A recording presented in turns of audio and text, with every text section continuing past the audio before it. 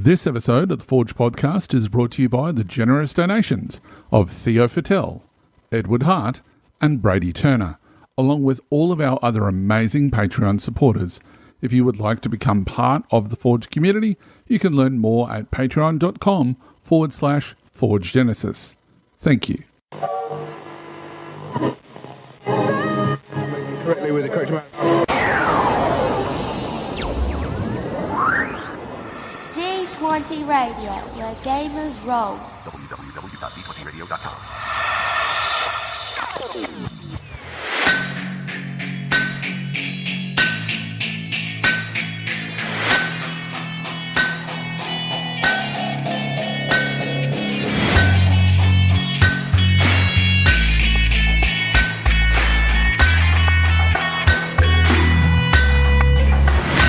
Welcome to the Forge. Hello, Gamer Nation, and welcome to the Forge, the Genesys RPG podcast covering everything that you need to know about the latest and greatest from Fantasy Flight Games, Genesys Foundry, and the Genesys role-playing game. I'm your host, GM Hooley, and tonight we have a monster truck of an episode for your listening pleasure. In diecasting, we'll be jumping in the driver's seat to take a look at the various skills used to get your vehicles from point A to point B. In the furnace, we begin the first of our multi-show discussion on vehicles in the Genesys role-playing game. In Breaking the Mould, we'll be talking to Maiewski and Beth Foote about the latest offerings from 404 Games. And of course, we'll be answering your games and rules questions in Under the Hammer. For now, however, let me introduce you to my podcast co-pilot, or as I like to call him, the guy who called shotgun first. It's GM Chris. Chris, how you going? I'm pondering whether I'm the Chewie to your Han or whether you're the Han to my Chewie. I don't know. I don't know. Or maybe I'm Han and you're Chewie. Or maybe we could do the Lando hand thing. I think that's a better option. Oh, yeah. Let's do that. Let's do that. I get to be Lando. I'm good, man. I'm good. It's been a wild and crazy couple weeks. It has. I got some interesting news, and rumor and things like that we're eager to kind of talk about. We'll get to. But and dude, we have. I hate you. This is going to be such a long show. I'm very excited for the show. I'm very excited. This is going to be a great topic. It's something that you're an expert in, and I'm moderately knowledgeable in. But you've run so much more of this particular topic about vehicles tonight, so I'm so eager to pick your brain and get into this. But we got a lot to get to, man. Should we dive in and maybe talk about what's new on the Foundry? Yeah, absolutely. A few things to whet our listeners' appetite for the Genesys content. So let's get into Stoking the Fire. Stoking the Fire. And welcome to Stoking the Fire, a segment dedicated to letting you know all there is to know about the releases from the Genesys Foundry and the Genesys role-playing game. But first, Chris, would you like to tell us about D20 Radio's podcast of the week? Of course. Now, if you're a Star Wars fan, and you likely are if you're listening to this show, then if you are not already listening to the Guardians of the Whills podcast, you have to start immediately. Not only does the crew regularly post up actual play episodes using the Star Wars RPG from FFG, but they devote half their episode count to exploring the wondrous world of Star Wars Legends, formerly Expanded Universe material. And just this past week, they've been reviewing a lot of really great content, right? Yeah. Really amazing books and novels and comics and things that have come out. But there have been a fair number of duds that have been published. And I've been waiting. I'm like, guys, I know you need to get to one of these and rip it a new one. Let's do it. And finally, they dropped episode 15, which is devoted to what many, myself included, consider to be the campiest dud in the Star Wars novels. The Crystal Star. Man, and Neil and Dustin, they get into it heavy. So it's a great episode. A laugh-tastic. Go give it a listen. You guys can find that and more amazing gaming and geekery podcasts over at d20radio.com. Now, one thing that I just want to mention, and it's not on our network, Chris, but we did mention it on social media earlier this week, and that's the guys from Garblug RPG One Shot, who actually did a little podcast, a bit of a live play, using a certain setting that we know really well. Do you know what I'm talking about? Yeah, it was really trippy. I mean, yeah, they're not D20 radio, but I watched the show. It was great. These guys did a live play with my familiar setting, which was quite surprising. And they did a great job with it. And you can listen to the podcast. You can go find them, or also on YouTube as well. They have a full video, actual play. So if you guys want to see familiar in play, it's a great way to do it. I was abashed and honored. I was thrilled that they did it, and they did it justice too. They did a good job. Absolutely, and it's really, really good. I love that setting, and I wish I could play it more. But so it was a nice thing to listen to be able to experience that thing again, which I did at Game & Action Con. But we'll talk about that later on.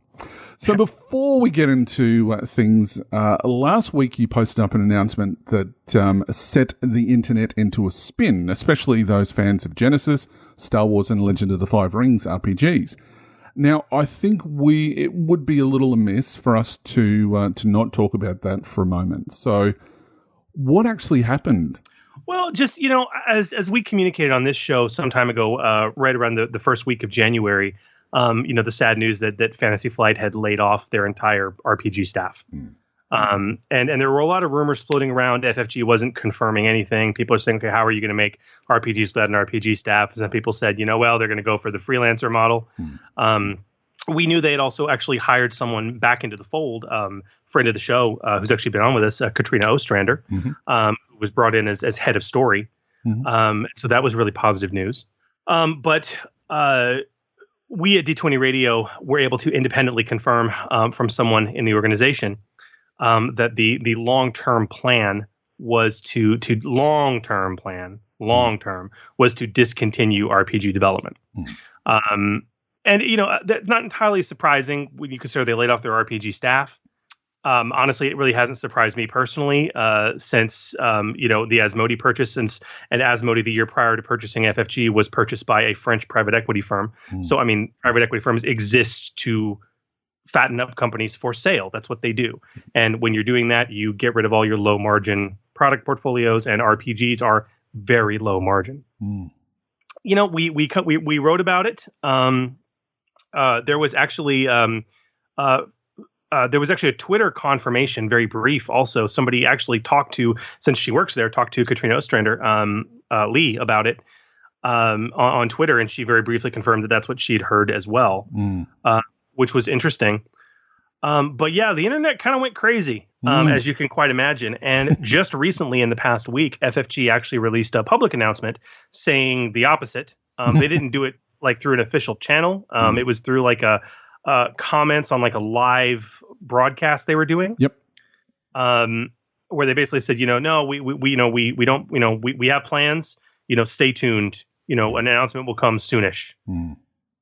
Which the internet is kind of taken with a grain of salt. Yep. So yeah, it's been kind of interesting. And there's been a lot of, question and concern around, if they're going to be discontinuing, RPG development, what does that mean for the Foundry? And, the general consensus is that they would be kind of foolish to get rid of it. Mostly because it's basically free money. But this is what it is. And let's and then not only did they say that recently, but then they surprised us in that same talk by announcing a new product for Legend of the for L5R, right? Exactly. And it's very much sort of around the spiritual realm, and some of the artwork is absolutely fantastic. But let's not also forget about the other announcement, Genesis related, that they came up with during this week as well, which was very interesting, but we'll talk about that in a moment. I think from here on in, we're probably going to hear less and less from FFG, just in case that it is affecting other things. If there is some sort of a sale or something like that, they're going to be very tight-lipped, and it really is going to be a case of watch their website to find out on any announcements. So, we've still got the Keyforge setting sourcebook to look forward to, and that comes out, I think, either next month or the month after. So, there's still a bit to digest, and, hopefully that will open up a few interesting things that we haven't seen before And certainly the preview that they had recently does the same sort of thing, and it really sort of says that there's going to be rules in there for creating species and things like that. So yeah, that looks really interesting. So a lot more to see in the future, I think. It looks amazing, and D20 Radio, we report on what we've learned from our source, but I can truly say that if we're wrong in that, I would never be so happy to be wrong in my life. Oh, absolutely. That would be great. So I sincerely hope that FFG continues the banner, maybe using freelancers or other resources. And honestly, if they're considering a sale of the RPG, portfolio, I sincerely hope another talented publisher picks up the helm and keeps moving with it, because it's a young game, it's a young system. Yep. And the other thing too is, between the core rules and the Foundry, we kind of have enough to keep us going in perpetuity. Yeah, absolutely. So that's what's even more exciting, I think. But especially when you see the quality of content that is out there, not just from a fluff perspective, and we'll talk about that later on when we talk to Phil and Beth. But there's a lot of stuff which is out there which is mechanically sound as well. From the likes of Christopher Rithenbach and from Scott Zumwalt, and a plethora of other people that are really putting great mechanical work into their books. So you're right. We could go on forever. Well tested, well designed stuff. It's quite amazing. And so on that note, Hooli, let's talk about some of this. Yes. Because honestly, we got some pretty amazing new content to get to as we kind of open up the Foundry and take a look at what's inside this episode. Absolutely we can, Chris. But before we get into that, coming out of left field this week was an announcement from FFG with news of the forthcoming release of Mutant Invasion, a Genesys role-playing game supplement card pack designed to expand the content we'll be seeing in Keyforge, Secrets of the Crucible, a source book hopefully we'll be seeing on the shelves of our local gaming stores very, very shortly. Now, this is something that I alluded to earlier with more announcements from FFG. So it sort of stems back to what you were saying, Chris, that, this is not necessarily the end, or perhaps there's more on the way.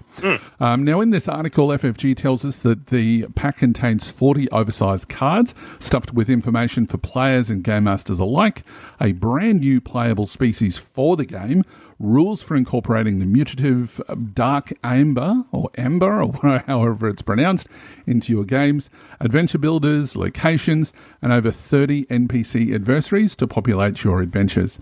Now, if you're planning to take your Genesys adventures to the Crucible, the Mutant Invasion supplement pack brings even more of the diversity and wonder that makes the Keyforge card game's mass mutation set so compelling.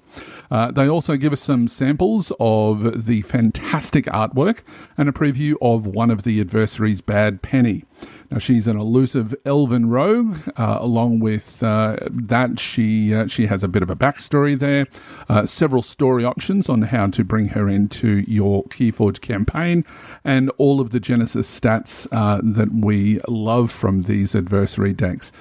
This is due for release in the second quarter of 2020. This is a product which is very, very similar to what we see come from Realms of Terranoth and Shadow of the Beanstalk with their adversary cards. Something that has happened since the start of the Star Wars RPG. So absolutely fantastic. Yeah, I hope, again, as we kind of said before, I hope this is indicative of something really good and continual. But I'm excited for this, and I hope we get a lot more of it. Absolutely. But okay, so now I forgot about that announcement. So now I can make a proper segue. Speaking of more of it and getting more of it, we've been getting more of it in the Foundry. So I think we do have some exciting things to delve into. Indeed we do. So the first product from the Trickster of Terranoth, Chris Markham, who's back at it again with the product he teased last time he was on the show, Xenagin Zoology Part 1. This Terranoth bestiary follows the fearless exploits of Nigel Vanderhorn, delving deep into the jungles of Xenanga. The fearless exploits of Nigel Vanderhorn. Yeah, it's great. And it describes 12 different native flora and fauna dangerous to any who might visit those dark and remote jungles, including dangerous insects, man-eating plants, and large prehistoric reptiles. It's amazing. I love it. This supplement provides 12 new Xanagan creatures with pictures, stats, and even the new power levels from the expanded player's guide, along with additional information about Xananga, and a bonus Terranoth-themed adversary cards, which are also included in the pack for each creature. So it's a great product and an absolute steal at only $2.95. And the Terranoth machine, that is the aforementioned Markham, continues with yet another new Terranoth supplement recently released, Terranoth Treasures Volume 1. Terranoth Treasures Volume 1 is a supplement that provides 15 new Terranoth-specific magic items. Each is derived specifically from previous lore in the Terranoth setting, from sources like Runebound and Descent, but now with brand new art and rules adapted for Genesys. In addition, Terranoth Treasures also provides new optional rules for crafting these magical items and others, as well as suggested pricing guidelines to help GMs develop and adapt their own magical items for their campaigns. Specific arcane components and costs are like broken down for each item to allow characters to actually obtain like rare and costly materials during adventures, which could provide adventure hooks, like getting a rare component, and to really also give the GM some control as to the availability of these very rare ingredients in order to limit the players, because these magic items, some of them are exceedingly powerful. Very, very cool resource, and it's only $3.95. Absolutely great. Or you can get it along with Chris Markham's prior Terranoth supplement, which we had him on the show to talk about, Terranoth Taverns, and the aforementioned by Hooli, Xanagan Zoology Part 1, in a special bundle deal. All three products that Chris is offering on the Foundry for a discounted total price of $4.95. Wow, that's cool. Absolutely. Yeah, that's a huge discount to get them all. $5 to get 3 awesome Terranoth supplements that will benefit you well. Honestly, if you didn't get Terranoth Taverns and Xanagan Zoology and Terranoth Treasures intrigue you, you can get them all for $5 right now. That's a really good deal. Incredible deal indeed.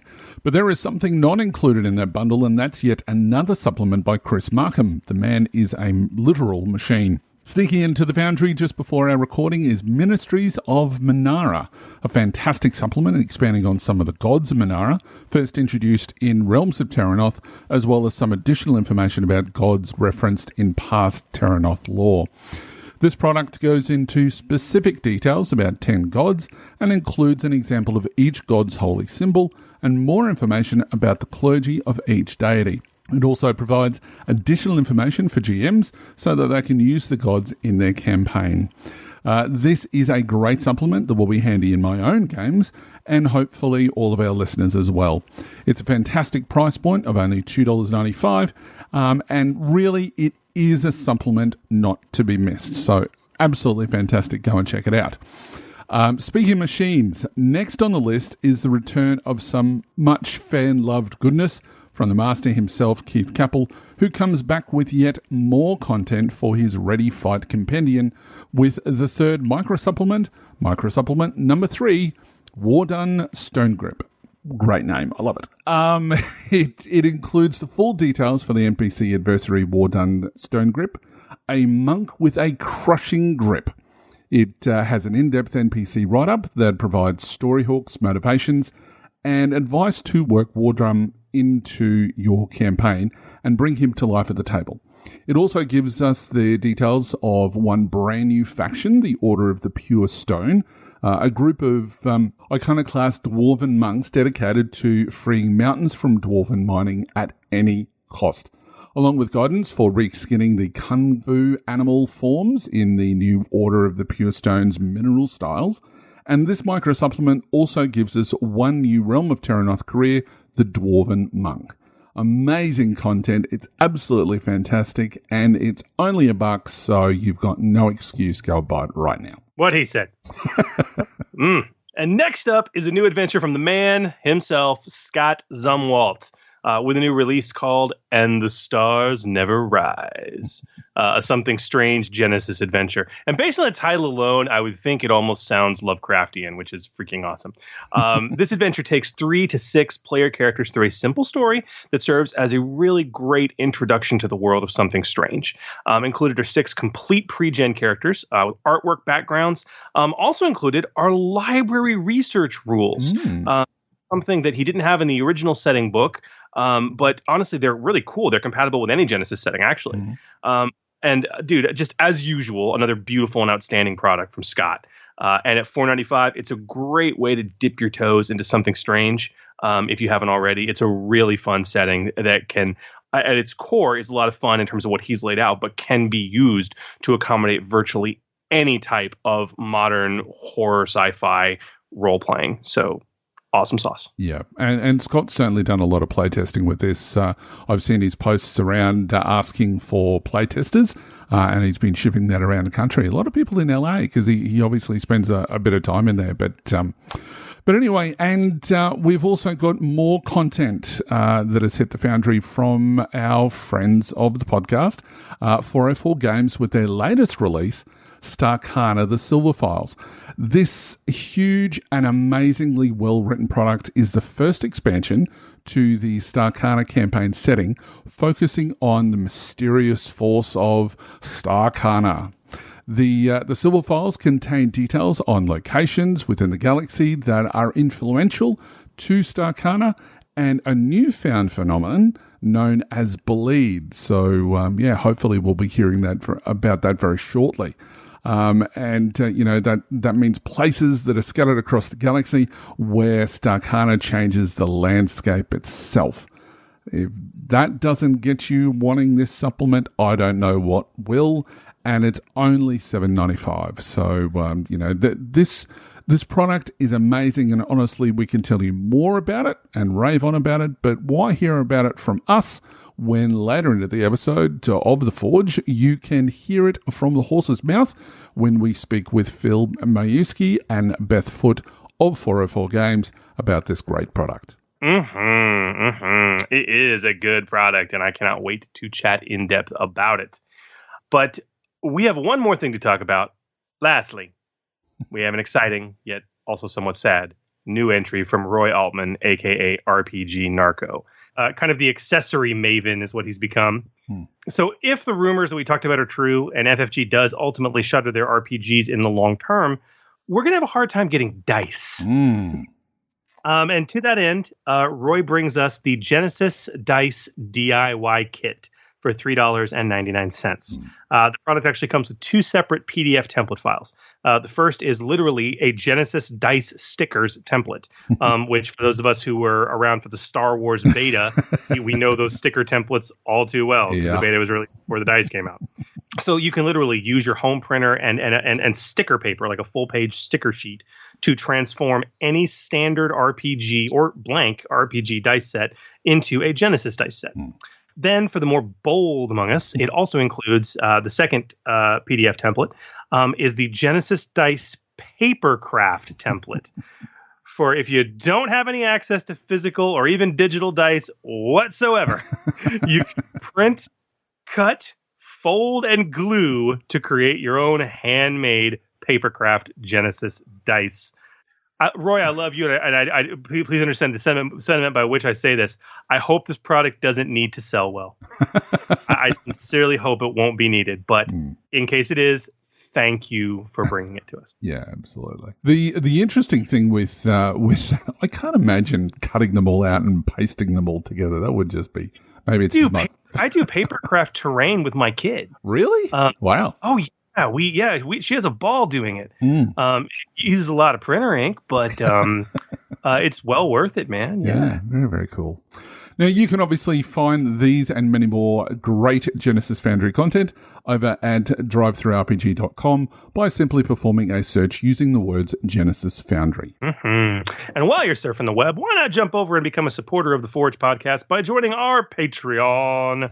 For as little as $2 a month, you can access our dedicated Discord server where you can interact with fellow Forgians. Yes, I think I'm going to make it stick.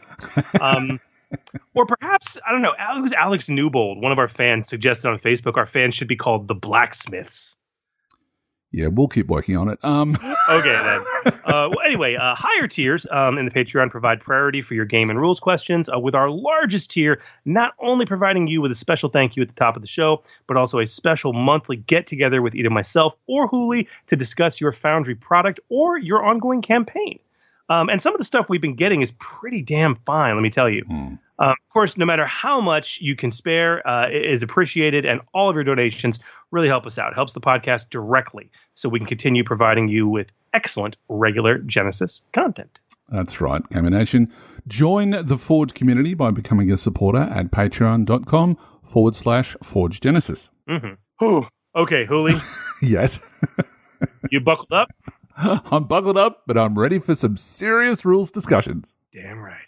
Batteries to power, turbines for speed. Let's get the pedal to the metal. Check out die casting. Die casting. So the Forge podcast is all about bringing new creations to the table, and the Genesys RPG provides us all with a powerful set of tools to do so, specifically through skills and talents. Our die casting segment is about closely examining individual skills, individual talents, and how they relate to the games you play and to the creations you craft. Last episode, we took a look at skullduggery, the skill, and we explored some pretty cool ways to use the skill in your creations for the Foundry and in your own campaigns, introducing a couple of nice homebrew talents as well that emphasize the use of the skullduggery skill. Tonight, however, we are going to really keep this show on theme, and we are going to talk about the various skills used to operate the various vehicles that populate our campaigns, including some completely non-vehicle related skills that can apply. That's right. And tonight we're going to discuss each of the vehicle control skills, including driving, piloting, and operating, along with a couple of other hangers-on as well. How do they work? Who can best use them? What are some interesting ways to use them outside of vehicles, including all the raw and non-raw ways to use the skills that you can develop for your own game or your upcoming Foundry product. All right. So, Julio, let's talk about the basics. What are these three skills? What are they? So, the three skills that we've got are driving, piloting, and operating. So, instead of our general long, deep dives into each skill, we're going to do a little bit of a summary. And then we're going to really focus on what differentiates each of the three vehicle control skills from each other. So with driving, it's an agility-based skill. It's on page 60 of the core rulebook. The skill it's used to operate ground-based vehicles. This means things like automobiles and motorcycles, locomotives, and even futuristic versions of all of the above. So if it's a vehicle and it stays on the ground, it's going to be using driving. Now, that's in comparison to the next skill, which is piloting. Also based on agility, core rulebook, page 62. If driving is a skill used to operate ground-based vehicles, piloting is a skill used to operate aerial vehicles, with a big asterisk. Aerial vehicles that require reflexes and hand-eye coordination to operate. This means helicopters, smaller airplanes, gyrocopters, fighter jets, starfighters, dropships, stuff like that. If it's a vehicle that flies around, and it relies on a pilot's reflexes, use the piloting skill. Now, the last of the skills is the operating skill, which is very different to the others. It's intellect-based. It's in the core rulebook on page 62. This particular skill is used to operate large vehicles that require, training, a really sharp mind, and the ability to keep track of lots of information all at once in order to keep the vehicle functioning. In other words, vehicles that are so big and complex that, just good reflexes and a steady hand that we see from the other two is just not going to be enough to operate successfully. And this is whether these vessels drive, fly, or even sail. Now, this means that most sailing ships, merchant steamers, submarines, warships, zeppelins, and even dirigibles, and large spaceships like what we see in Star Wars, such as the massive Star Destroyers, or even in Battlestar Galactica when we see the Battlestars themselves. anything that needs an honest-to-goodness crew is going to fall into this category. So basically, if it's large and it's a vehicle and it has a crew and it relies on the organisation and training of its crew to run and operate, it's going to use operating as the main skill. Now, each of these skills has some very specific examples of when to use them and when not to use them. But it's really, without going into too much detail, you guys can read. It's really worth noting some commonalities between all three skills. Yep. So when should we use the skill, Hooli, whether it's driving, piloting, or operating? When should you use it? So basically, you're going to be using these skills whenever you're trying to steer the vehicle through difficult terrain or a challenging scenario. You're also going to use the skill when you're trying to push the limits of the vehicle or do something wild and non-standard. So, high-performance driving, for example, or flying through canyons and things like that. Got it. But the question is, though, when not to use the skill. And this is interesting because it's very similar for all three. The first and most common is when you're not, when you're doing something that's not difficult, or most importantly, and probably better said, with no negative or catastrophic consequences for failure. Yeah. Okay. I have to say this at the game table too often. I have to say this all the time. Okay. If you get Hooli, I know you too. How often have you heard a player, whether it's Genesys or Star Wars, say, "Oh, I can't be the pilot. I don't have any ranks in pilot." How often have you heard that at the table? All the time. It happens a lot when you're with new players because they look at it and go, "Well, I don't have a skill in that I can't do it." Well, that's not necessarily true. Exactly. Look, you, the player, don't likely have any ranks in driving, but that doesn't mean that you can't drive. It just means potentially that you're really not a high-performance Formula One driver, but you can still drive. That's the analogy I always use to people. It's like, look, you can drive. You as a person can drive, but you're not a NASCAR driver. I actually told that to a player once, and he looked at me, and it was the first time playing with him. Yep. He looked at me, and he goes, "You don't know me." It was very funny. But that's the thing. It's like it's the same analogy. It's like you can drive. You have a driver's license. You can get in a car and you can drive. But that does not equate to ranks in a quote unquote driving skill. That's if you're a NASCAR driver or a Formula One driver, a high performance driver, someone who really, a street racer, somebody who can really do that. And the reason is none of us in our daily lives are likely to ever have to make a driving skill check. Okay. There's typically very little consequences. None of us are taking cars on risky maneuvers. It doesn't happen that way. Okay. And if the proverbial poo hits the proverbial fan, that's when an accident happens. You failed your check because you don't have ranks. Okay. Now, if there's an accident that happens and you manage to baby driver your way through it all, wow, you've got some ranks in driving. But that's the whole point. You don't even need to make a driving or piloting or operating check if you're not doing anything risky that is gonna punish you for failure. Yeah, that's the point. So there's that. There's also two other very important ones that are worth noting, although they make a lot of sense. Attempting to repair a vehicle is never done with the handling skill used for the vehicle. That's mechanics straight up.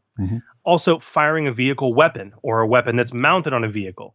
That there is a combat check, and would thus be the domain of either gunnery or another appropriate ranged skill, not piloting or driving or operating. Yeah. So. Earlier, we also mentioned that there are a few hangers-on as far as different skills go. Yeah. So we kind of need to mention these unorthodox control skills. And this is mentioned on page 59 of the Expanded Player's Guide. Now, it says that a control skill for a vehicle can be something other than those three skills. For example, athletics and coordination. It may be appropriate for vehicles like bicycles and parachutes and surf and sailboards and even rowboats to an extent. Riding is appropriate for things like animals and carts and chariots and coaches, and even survival if you're not using the riding skill in your setting. Yeah.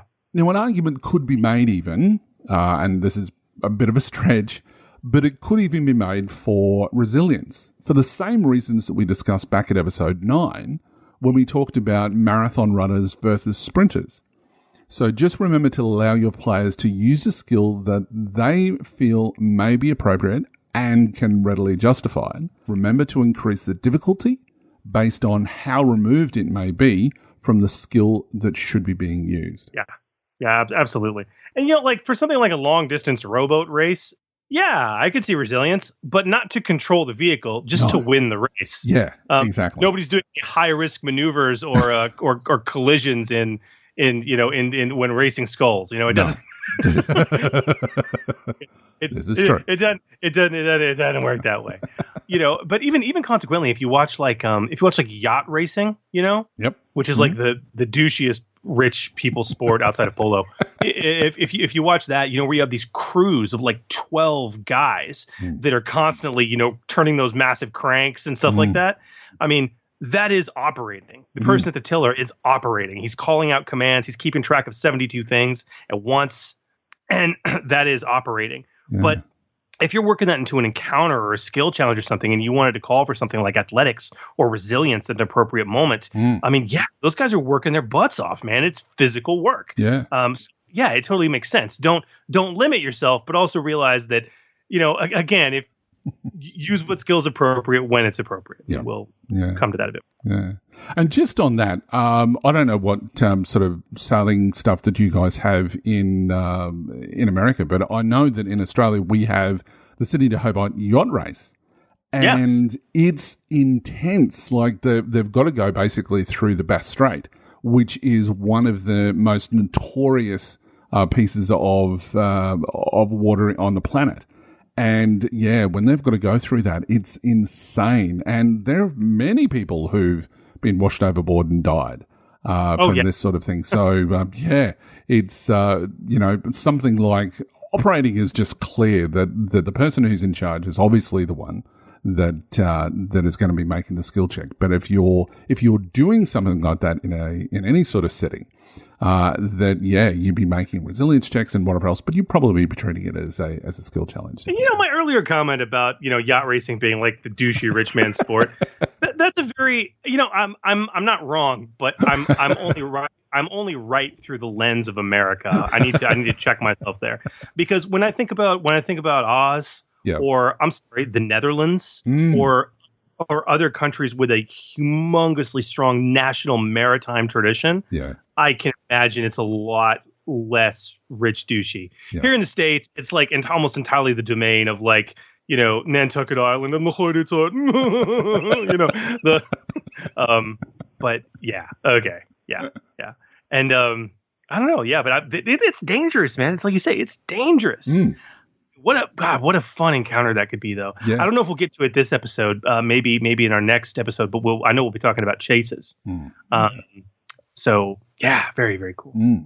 Absolutely. But okay, Hooli, when people are thinking about this and they want to build a character, they can really do vehicles well. We got to take a look at species and archetypes, and we got to take a look at careers. In the 4 published books to date, what are the species that really give a free rank in one of these skills or a leg up in some way? There are absolutely none. Not a single one of them in any of the books give us any of these skills. So there is a reason for that, I think. And that's that to use these vehicles, it's not something that is innate to your ability, to your society even. I think that for the most part that it really is a case that, these sorts of skills are things that are learned later on, more so in a career. So yeah. I mean, you would see it fairly frequently in Star Wars.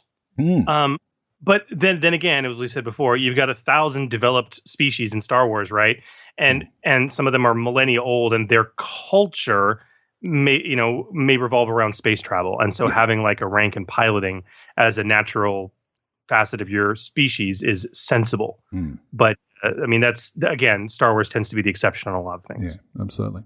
But what about careers? So we've talked about that briefly. So let's talk about that. So careers. Well, okay. So we got 3 books to look at because obviously the EPG has no careers in it. Right. So from the core rule book, we got a few good options. We got the fighter pilot, who provides career skill access to both driving and piloting. Interestingly, the hacker has piloting as its skill.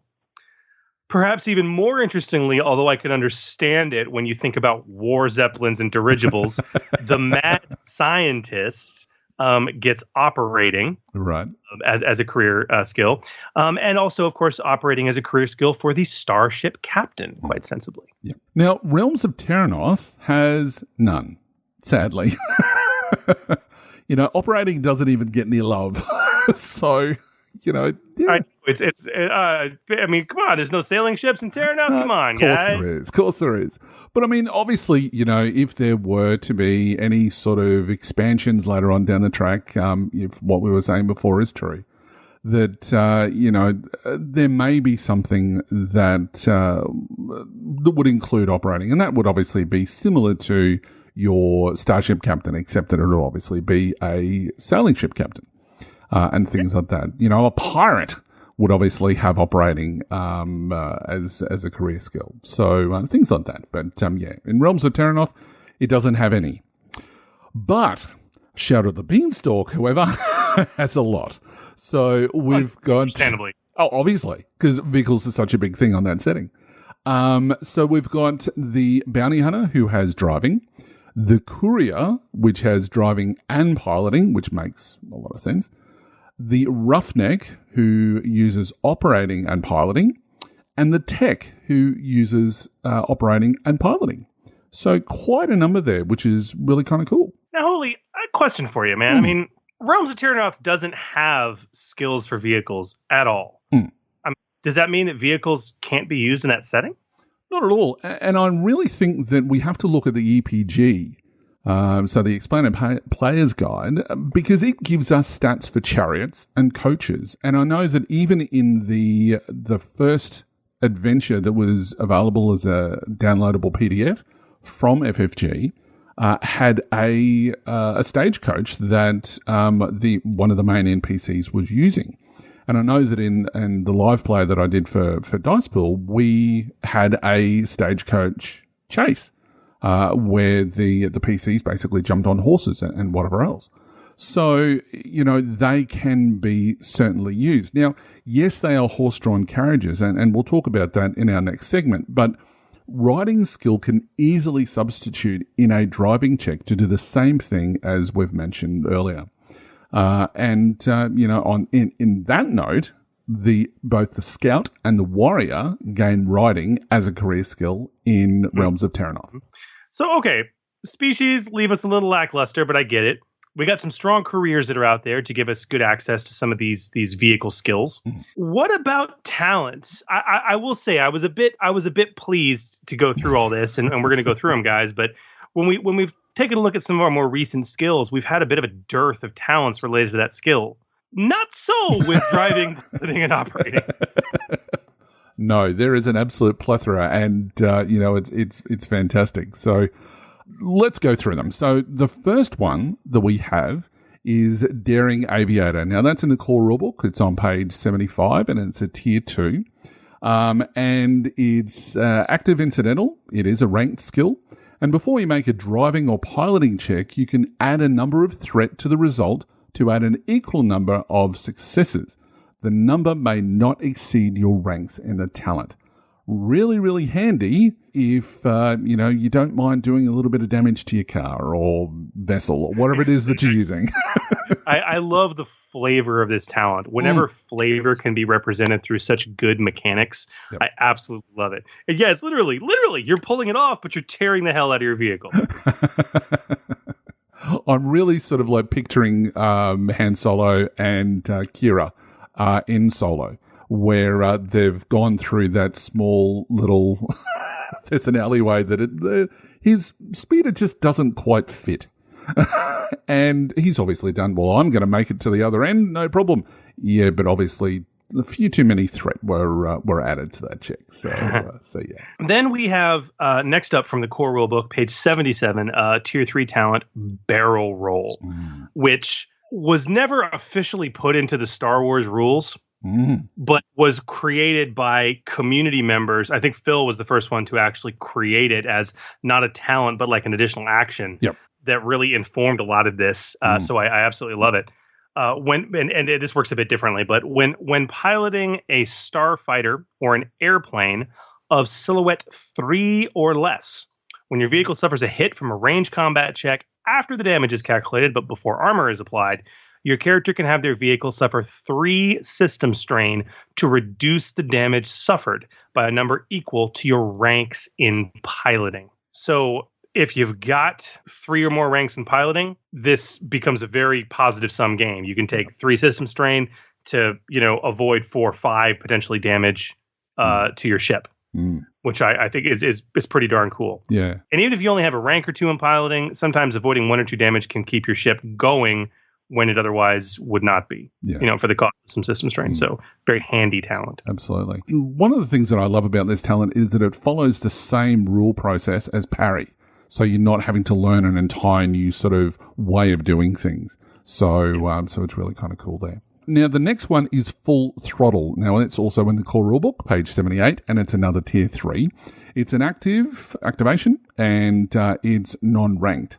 When driving or flying, you can make a hard piloting or driving check. If successful, the top speed of your vehicle increases by 1 to a maximum of 5 for a number of rounds equal to your character's cunning, which is really, really handy. Yes, it is, especially as we'll get to in the next segment when we start talking about the way vehicle movement occurs in the system with forced movement. It's a really great option. Yeah. And then we come to the last talent that is, vehicle related in the core rulebook. It's a tier 4 found on page 80. Passive talent. It is ranked. And that is the classic, all the way from Star Wars, defensive driving. Very simple. Increase the defense of any vehicle your character pilots by 1 per rank of defensive driving. Super easy. Super easy. And a very, very useful talent, especially if you've got a vehicle that doesn't have any defense at all. So, yeah, very, very handy. So our next talent is Hand on the Throttle, and it comes from Shadow of the Beanstalk, and there are so many in this book, it's not funny, but that's obviously based on the setting. So it's on page 45. It is a tier 1 talent. It's an active incidental, and it's non-ranked. And once per round, while driving or piloting a vehicle, you can use this talent to increase or decrease the vehicle's speed by 1 to a minimum of 0, or a max of the vehicle's max speed. So what this is basically saying... I know what you're going to say. Yeah, this is awesome.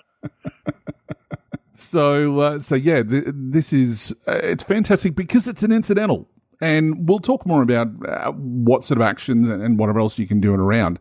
But to be able to increase that vehicle's speed or decrease it for an incidental, that's amazing. So without obviously causing some system strain, and we'll get onto that in a tick. But yeah, very, very handy. And Hooli, this is talent. It costs 5 XP. Yeah. Like Hand on the Throttle is so good. It is so good when you understand how force movement and movement works in vehicle combat in Genesys. It is such a good freaking talent. Oh my. Next up, also from Shadow of the Beanstalk, we have another tier 1, page 45. It's not a direct vehicle talent. It's just worth noting because of the skills associated with it, and that's Union Member. It's a passive talent, non-ranked. It's one of the myriad styles of this talent they have in Shadow of the Beanstalk, where it kind of gives your character a background. Okay, so it's like, hey, you're a Union Member. So you can choose to gain athletics, mechanics, or operating as a career skill. And then in addition, of course, like those talents do, you also get a small favor from a member of a specific organization, in this case, Humanity Labor or Human First. But yeah, it's pretty cool. So if you're playing in Android, if you're playing in the setting and you want operating as a career skill, 5 XP, you can get it. The next one is Determined Driver, and it's on page 48 of Shadow of the Beanstalk, and it's a tier 2. It's an active incidental. These are always good fun. It's a non-ranked talent, and you can spend a story point to use this talent, having your character heal system strain on a vehicle they are currently driving, piloting, or operating, equal to their ranks in driving, piloting, or operating, and it must be the skill used to direct the vehicle. This is insane. And we'll talk more about this later on. But for 10 XP, this is stupid insane. I understand it's story point driven, but still. Yeah. And removing system strain is something that is vital if you want to do crazy things in your vehicle and keep on doing crazy things in your vehicle. So, because there aren't too many ways to recover that in the first place. So, yeah, really, really good talent. Okay, and so speaking of doing crazy things in your vehicle, the last talent, so obviously the core rulebook introduced the classic gem from Star Wars, defensive driving. Mm-hmm. Shadow of the Beanstalk, page 51, brings us the tier 4 talent, and when you listen to it, you'll understand why, of offensive driving. Yeah. This is active talent. It is an action to use it. It is non-ranked. When driving or piloting a vehicle, your character may use this talent to select one other vehicle within medium range and make an opposed driving or piloting versus driving or piloting check, depending on the skill your character and your opponent are using to control their vehicles. Targeting the other vehicle's driver or pilot. So you with me so far? You say, I choose a vehicle and I'm going to make an opposed check targeting them, right? Mm-hmm. So my driving or piloting opposed by their driving or piloting, depending on the vehicle choice, right? Yep. If you are successful in the check, you pull up the vehicle crit table and you roll twice. Mm-hmm. Then you take those two results and you choose one of the critical hits to apply to your opponent's vehicle and the other to apply to your vehicle. This is a forced collision. You are ramming your vehicle into your opponent's vehicle, and you're both going to suffer crits, but you get to pick which one after the roll. Additionally, if you manage to roll a triumph, you can add plus 20 to the crit result of one of the results. Again, your choice. And conversely, if you happen to roll a despair, the GM can spend it to add plus 20 to both results, which is fun. Yeah. This is I love this talent. It is so flavorful. It can be insanely powerful, which is why it's a tier 4. Yeah. But oh my god, and there's no limit on using this. It's just an action. There's no strain cost. There's no system strain cost. There's no story point cost. You just ram your vehicle into someone else's in a controlled fashion. Unbelievable. Yep. I love it. It's great. Oh, dear. All right. So we've talked about talents, and there, as we said before, there is a plethora of them. So let's talk about gear. What sort of gear have we got that can affect driving, Chris? Nothing. Zip. Nada. Zilch. Zero. Honestly, outside the vehicles themselves, there is no personal scale equipment to assist or even work in conjunction with driving, piloting, or operating. Yeah. You've got ancillary stuff like spacesuits, of course, which might matter if you're a pilot in space, but they don't relate to the skills themselves that we are discussing in any form or fashion. Listen, as I said, there's tons of vehicles and planetary scale weaponry, but honestly, that's about 4 shows worth of content, and you all can read, so I don't really want to go into all of that. But yeah, surprisingly, no gear. We might talk about that a little bit later. He says with his pinky to his mouth.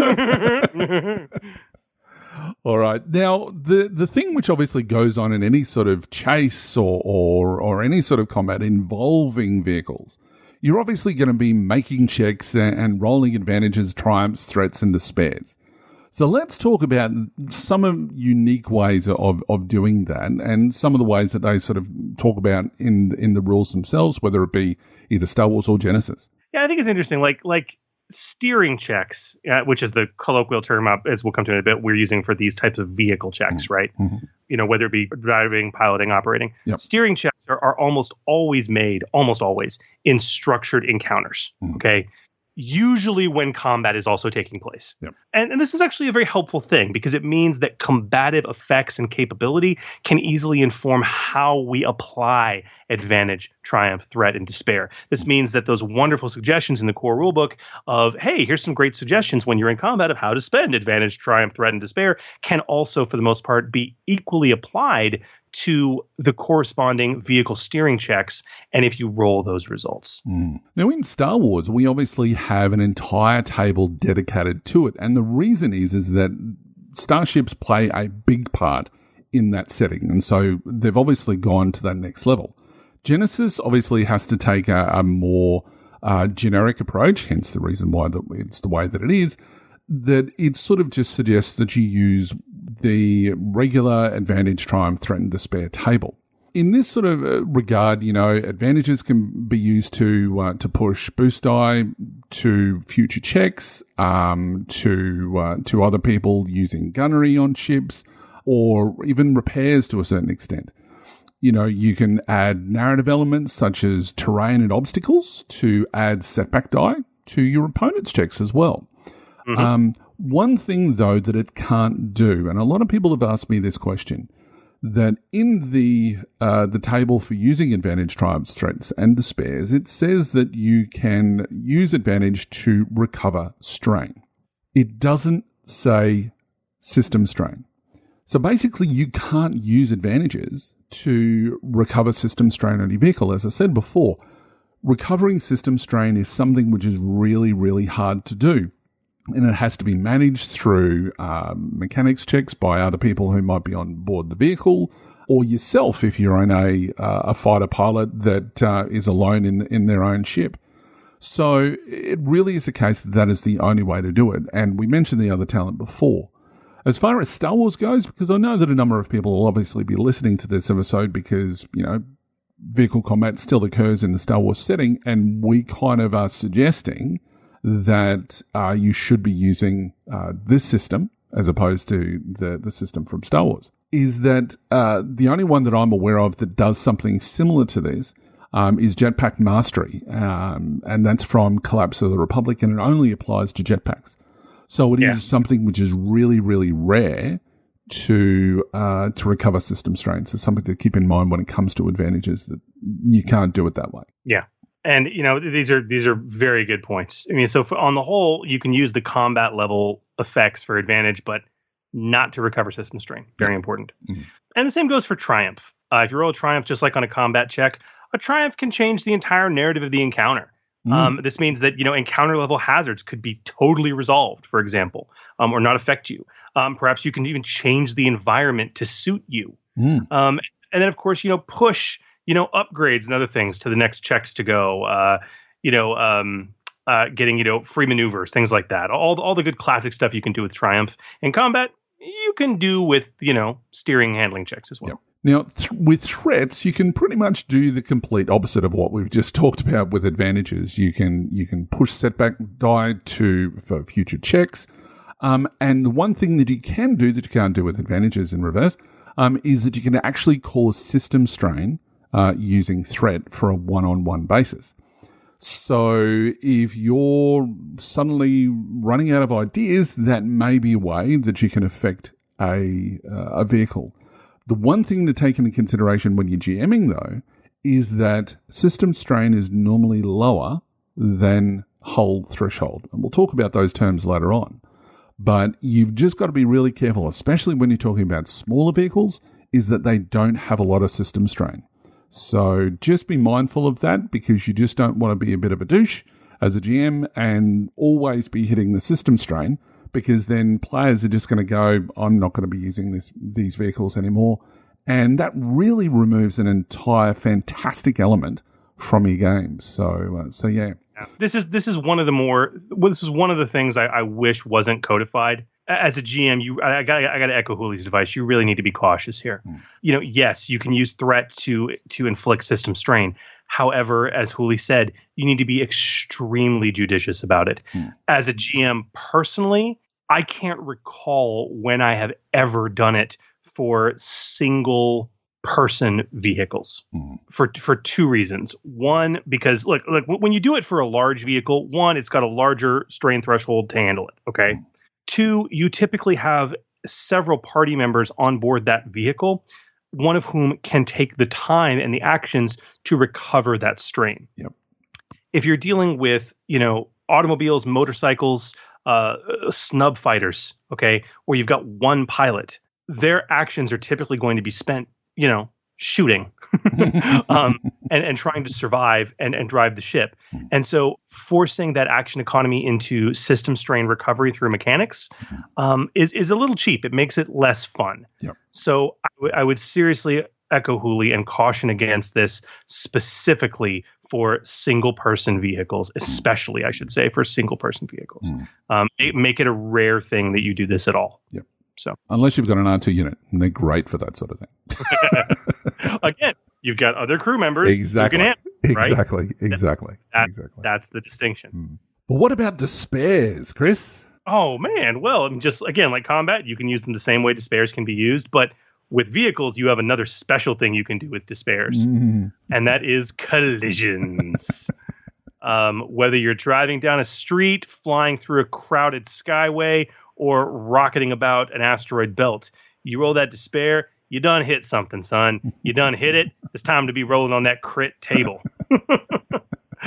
I absolutely love despairs for vehicles because, collision is an easy thing to do, and it can be minor. It can be devastating. It's great. Yeah. So what other things can these things be used for? I know that you mentioned sort of briefly one before where you talk about changing the environment to suit you. This is a great way of for people who don't necessarily understand what we're talking about. So if you're going through, let's say that you're doing a chase through city streets, with a Triumph, perhaps you could suddenly you're in the outer suburbs where there's not necessarily as much traffic. You may have other things to contend with, such as kids on bikes and garbage trucks and whatever else. But, there's things that you can do to suit you better. So it may be that you get a little bit closer to your hideout. It may be the case that you're just in an open country road. Obviously, changing the environment is one way of doing it. And you can also use despairs in that regard as well, so that they suit what the GM needs more, such as suddenly they come up to a traffic jam, increasing the difficulty of making their way around that sort of thing. So any other suggestions? Oh, yeah. Like when you talk about terrain management, this is some of the most cinematic fun you'll ever see. It's very easy to do this in space, but I'll keep it ground level. Okay, so how many times have you watched a Fast and Furious movie or a Transporter movie or whatever, or the Italian Job, and they're racing through European tiny streets, and some car plows into like a vegetable vendor, and like there always seems to be roadside markets like everywhere. Like there's hundreds of people with a roadside market and they're selling stuff and the car crashes into it and crap goes flying everywhere, right? And it invariably takes out one of the vehicles that's chasing you, right? Or paint cans get splattered over the windshield of another vehicle that's chasing you, and they're like, "Oh, I can't see," and then they crash into something, right? This is a great example of using Triumph. I absolutely love it. It's like, I want to crash into this, and you can give yourself instant cover or concealment, especially if somebody's shooting at you. It was actually a Star Wars game once where we had a Triumph rolled.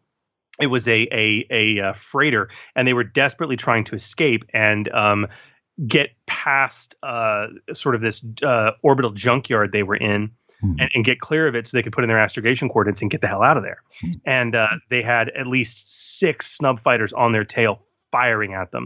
And the snubs had like they were heavily kitted. They had concussion missiles. Like it was nuts. Okay.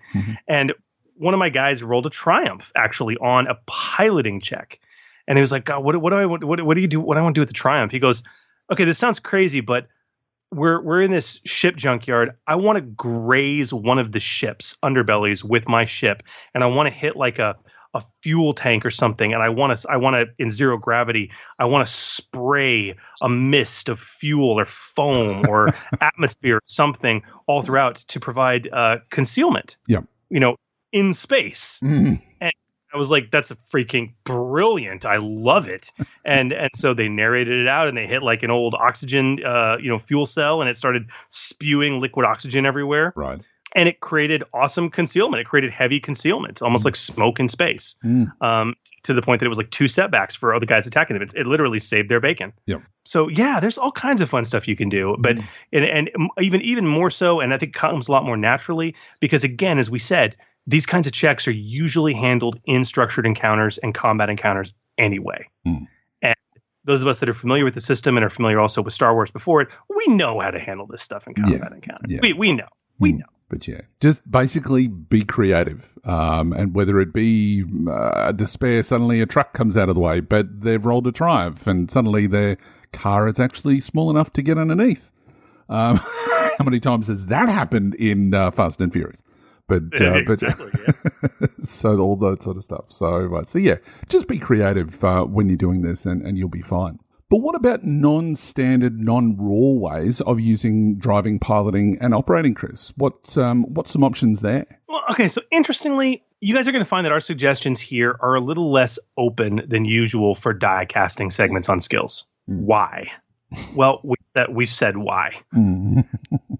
Because driving, piloting, and operating are what are often called hard skills, okay?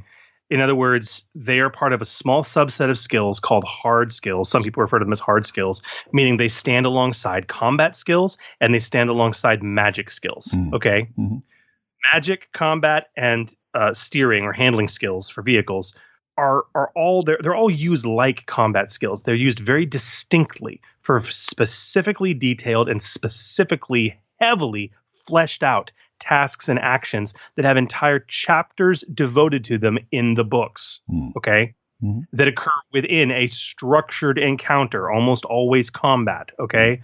And as a result, you really don't want other skills to replicate what they can do. And when you have that axiom in place, you really don't want them replicating what other skills can do either.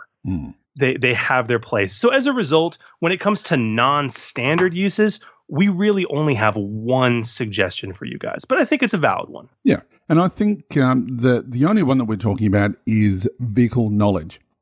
Now, while this is typically the domain of a knowledge skill, a good GM would probably have little issue at all with using driving or piloting checks to know about specific cars or starfighters. You know, similarly how combat checks can be used to know about weapons when they're being purchased and which one is better than the next one. You know, if you've got somebody that's basically going, you know, hey, bro, that's a nice TZ55, Kappa Z power regulator on that engine there. You know, what does that give you? That sort of thing, and that's the worst version of an accent that I've ever done. But anyway. I love it, but no, I love it. That's the idea. Like you know, gearheads, drivers, pilots, they can all talk shop. Okay, yeah, exactly. Using the relevant skill, and you know, if as a GM, if a player was to be like, yeah, could I make a, you know, if I'm hanging out with, if I'm a cop and I'm trying to infiltrate God, we're really leaning on the Fast and Furious, aren't we? Pretty much. But if I'm a cop and I'm trying to infiltrate a street racing group, and I suggested that I want to use my driving skill to talk about the engine or the, you know, the lift or whatever. I don't know anything about, you know, cars. You know, the NOS. Okay. You know, and the player said that to me as a GM, I'd be like, yeah, totally, absolutely. Yeah. That's really all we're saying here, guys. Absolutely.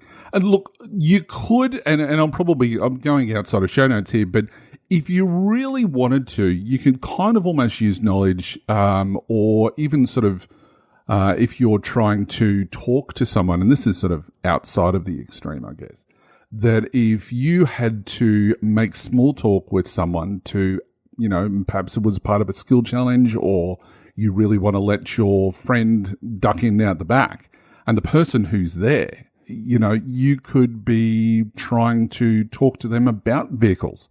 So you might use, you know, one of the control skill with presence, perhaps.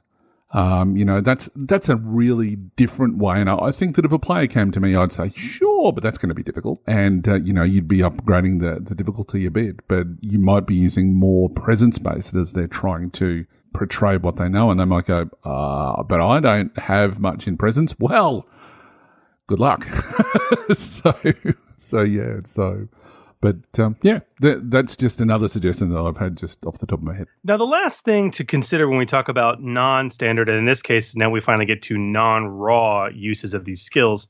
Okay, Forgians, blacksmiths, whatever we're going to call you. Normally, when we talk skills, we like to beef up skills a bit more with some non-raw talents. But honestly, Hooli, there's already a lot of really good driving and piloting talents out there across a couple of different books at this point. Yeah. But do you know what's missing? What we said before is gear.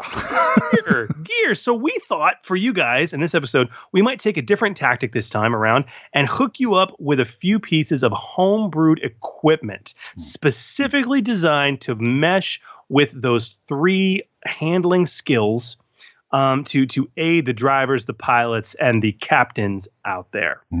So very excited. Hooli, what do we got? What new gear can we get on the playtest table for our listeners? All right, so the first one that we have is pilot's gloves. And we've said these luxurious leather gloves are custom fitted to their owner, like a second skin. Crafted of the most supple materials, they not only give better grip on the controls, but make a style statement all their own. While wearing a set of pilot's gloves, your character adds an automatic advantage to the results of any driving or piloting check they make. This piece of gear can be used in any Weird War, steampunk, modern, sci-fi, or space opera setting. We've said that it doesn't have an encumbrance value. It has a price of $400 credits, whatever you want to call it. Money. And a rarity of 4. Yeah. And it was interesting. I mean, obviously the price is a bit steep, but this is a luxury item. And it provides a pretty stout permanent benefit for being worn. Yeah. You know, and consequently, because it's more of a luxury item that's custom fitted, I think that's reflected in the rarity as well. Yeah. But I don't know. I thought this was a pretty handy little thing that a pilot or a driver might want to have in their glove box. Absolutely. So yeah. Now, the next piece of gear is absolutely amazing. So, Chris, do you want to go through that with us? Yes. I love this one. So we had trouble settling on a name for this. We're either going to call it the Hula Girl or Fluffy Dice. Basically, this campy dashboard icon need not be an actual Hula Girl or Fluffy Dice. It could be a memento from a travel stop or a past mission. It is a small, cheap-looking piece of kitschy paraphernalia that is a memento to your character, which they can affix to their vehicle's dash or control panel. Once per session, your character can spend a story point to re-roll any piloting or driving check they make in a vehicle to which they have attached their Hula Girl. The Hula Girl is destroyed as a part of the re-roll, which the player must narrate appropriately. And the results of the re-roll must be accepted, even if they are worse than the original results. And then, of course, this piece of gear can be used in any Weird War, steampunk, modern, sci-fi, or space opera setting. It has an encumbrance of 0. Obviously, it's tiny. Rarity of 2, pretty easy to find and come across, but a price of 100. While as the actual kitschy memento would probably never cost 100, cash, because of the benefit it provides and being a one-time use item. Yeah, it costs 100. Yeah, absolutely. So, yeah. I mean, yeah. What are your thoughts on this? I was kind of tickled by this one. Look, I don't know if it's a big thing in the States, but I know here for years during the 70s, Fluffy Dice were always a huge big thing, especially with, the rev heads, that would be sort of a bit of an icon thing. And, it's got to the point where it's actually an offense in this state anyway to have something hanging off the rear vision mirror. So that's how bad it got, with the sort of stuff that the people were putting on. But, we see movies all the time where they've got the dog with the bouncing head, which is on the dash and stuff like that. So, I think that it's a nice little sort of tip of the hat to that sort of theme. It's kind of cool. I like the idea of a reroll, and for only $100, monies, I think that it's great. I also love the fact that it's just obviously it's one time, it's destroyed in the process, but the player has to narrate how. You pull off that amazing hairpin turn, but your hula girl falls off the dash and crashes and flies out the window, right? Yep. Or you use your dice and wrap them around the e-brake and do a pull for the hairpin turn, and your nylon strap snaps or something like that. Absolutely, yeah.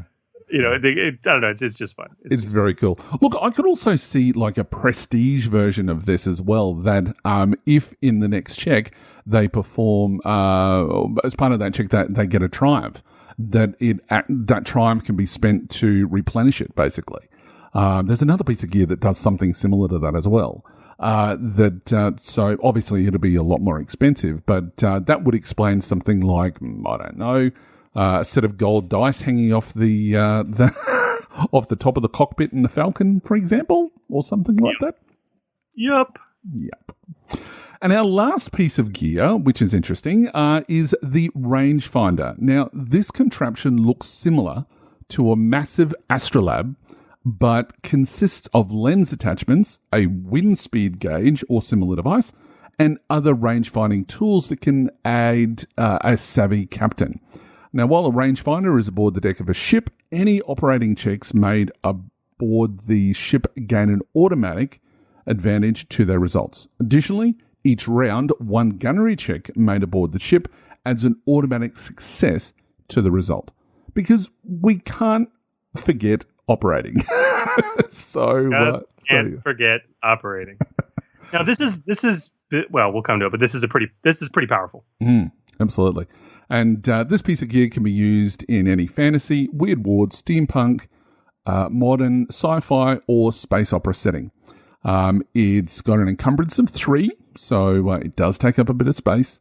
It has a rarity of 6, so you're not going to find it everywhere. And it also has a price of 1,000 monies.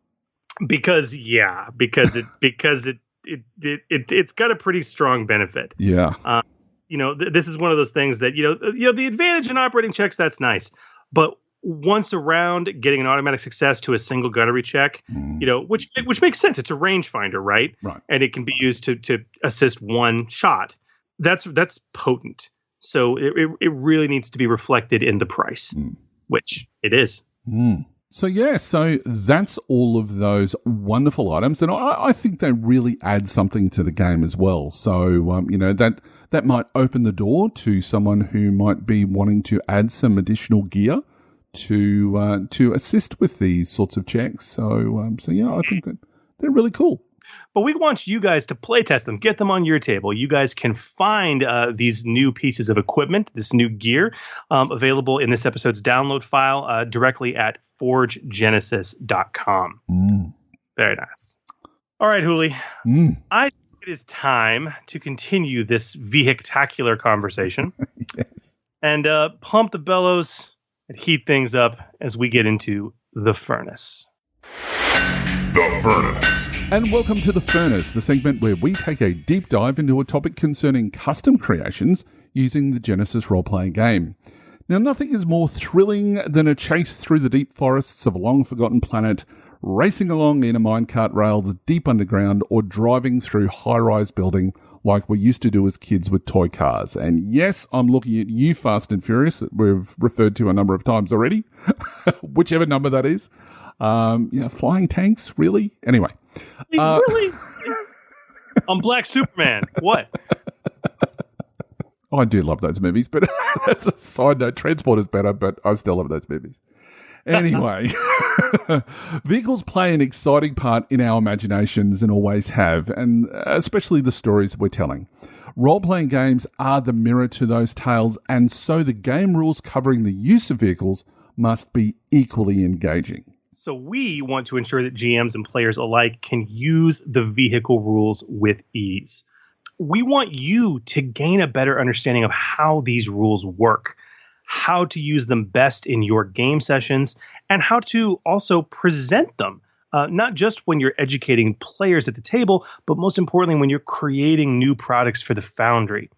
And so many of us playing Genesys cut our teeth in Star Wars, Hooli, but and I know we're going to come to this very specifically. One of the big reasons we wanted to get into this lengthy discussion over several episodes is to also highlight the radical differences between Star Wars vehicle rules and Genesys vehicle rules. And I will tell you right now, Star Wars, I love you. You know, you're my bae, but new hotness over here. I will never use the Star Wars vehicle rules again.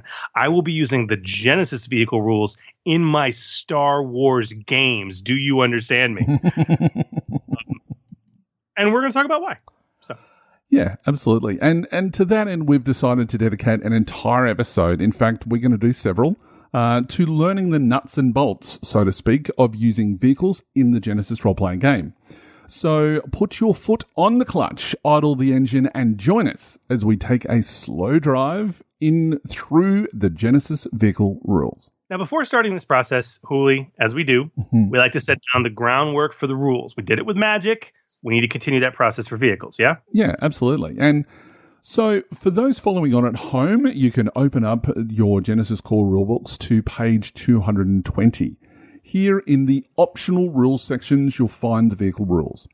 So the first question is, why are they optional? Well, look, not every game has vehicles in them. Realms of Terranoth, for example, it's a fantasy setting, and unless you have steampunk or flying ships in your Terranoth setting, you're likely not going to use the vehicle rules at all. But wait, I hear you say, what about carts and what about chariots? And we mentioned that before. Well, it's a good point. However, carts are normally pulled along by horses or oxen or some sort of beast of burden.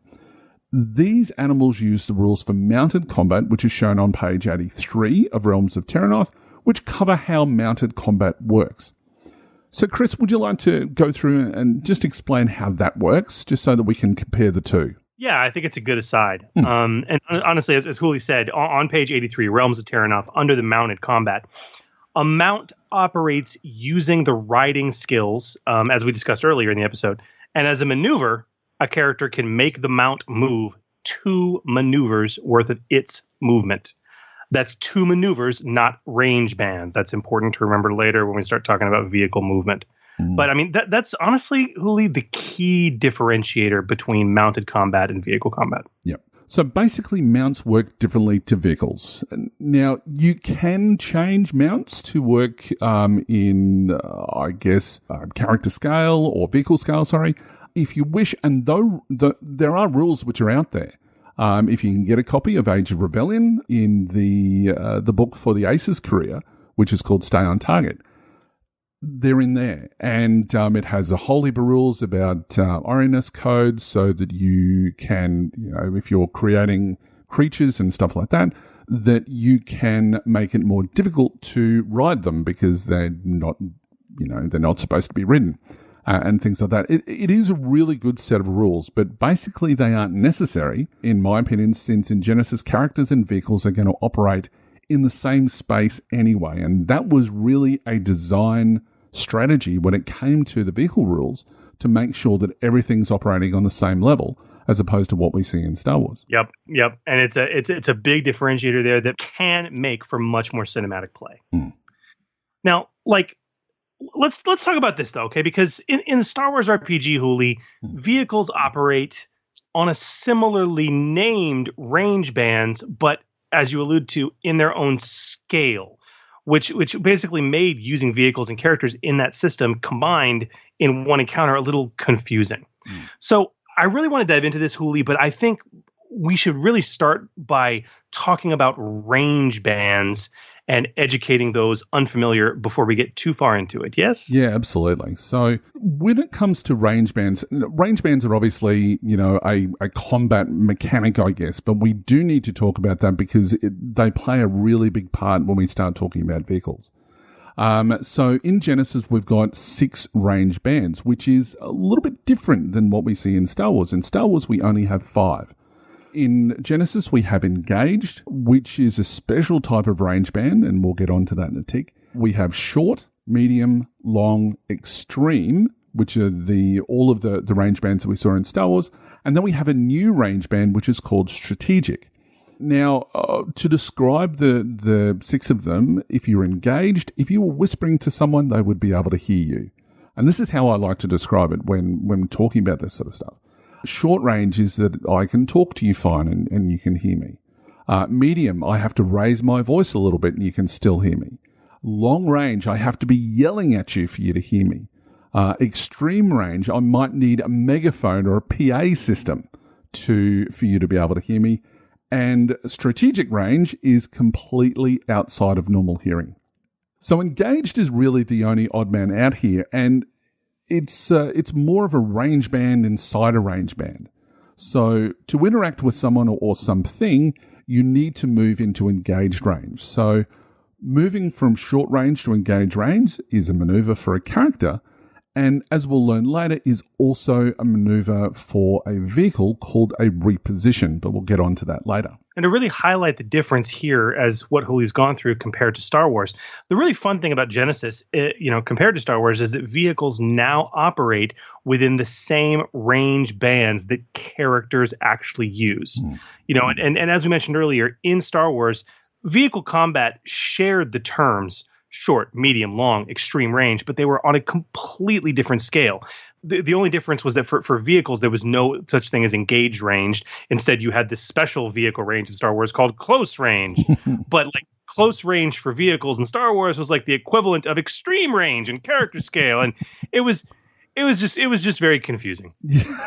And really it's like it put a hard line boundary in. If you were in Star Wars and using those rules, if you're going to have vehicle combat, it's vehicles only and vehicle range. That's it. No personal combat included in that. Yeah. So a number of times that I've had gaming sessions, and I'm sure that you have as well, Chris, where you've had people on speeder bikes and things like that when we're talking about Star Wars.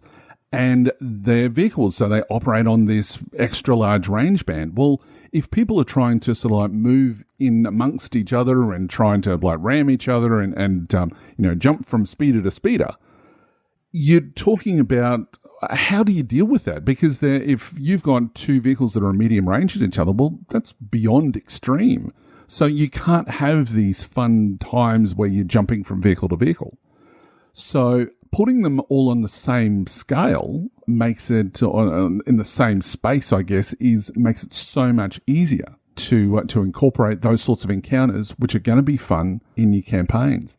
Okay, so that's range bands. Now, let's talk a little bit about movement. And this is vastly different again, and likely the biggest change between the systems. Oh, you're not wrong. In fact, this is my favorite change. Like, hands down, this is what I think I love the most. Well, okay, maybe a toss-up, but I really love this, okay? In Star Wars, a vehicle could effectively stay in one spot, just flying around within that range band, okay? In Genesys, you cannot do that while your vehicle is in motion. Yep. And I actually love this. It adds a new wrinkle to things and makes things a lot easier on pilots, but we'll come to that. In this system, in Genesys, vehicles have what's called forced movement, okay, which Star Wars did not have. This value is based on the speed of the vehicle, and it requires you to move a certain distance while you are at that speed. Speed also affects other things too, but we'll talk about that later. And for those of you who delved into Genesys vehicle combat compared to Star Wars, you will find, as I said, this one little thing is a huge benefit that makes vehicle combat so much more interesting, so much more dynamic. Okay, we'll come to that. We'll come to that. For now, just know that this is the basics of range bands and movement. Yeah. And the speed of your vehicle will cause your vehicle to have forced movement through these different range bands every round. Now, one of the things that you'll probably sort of realize as you're listening to this is that vehicles and the vehicle rules, it's really, really difficult to work out where to start, because it really is a case of which came first, chicken or the egg.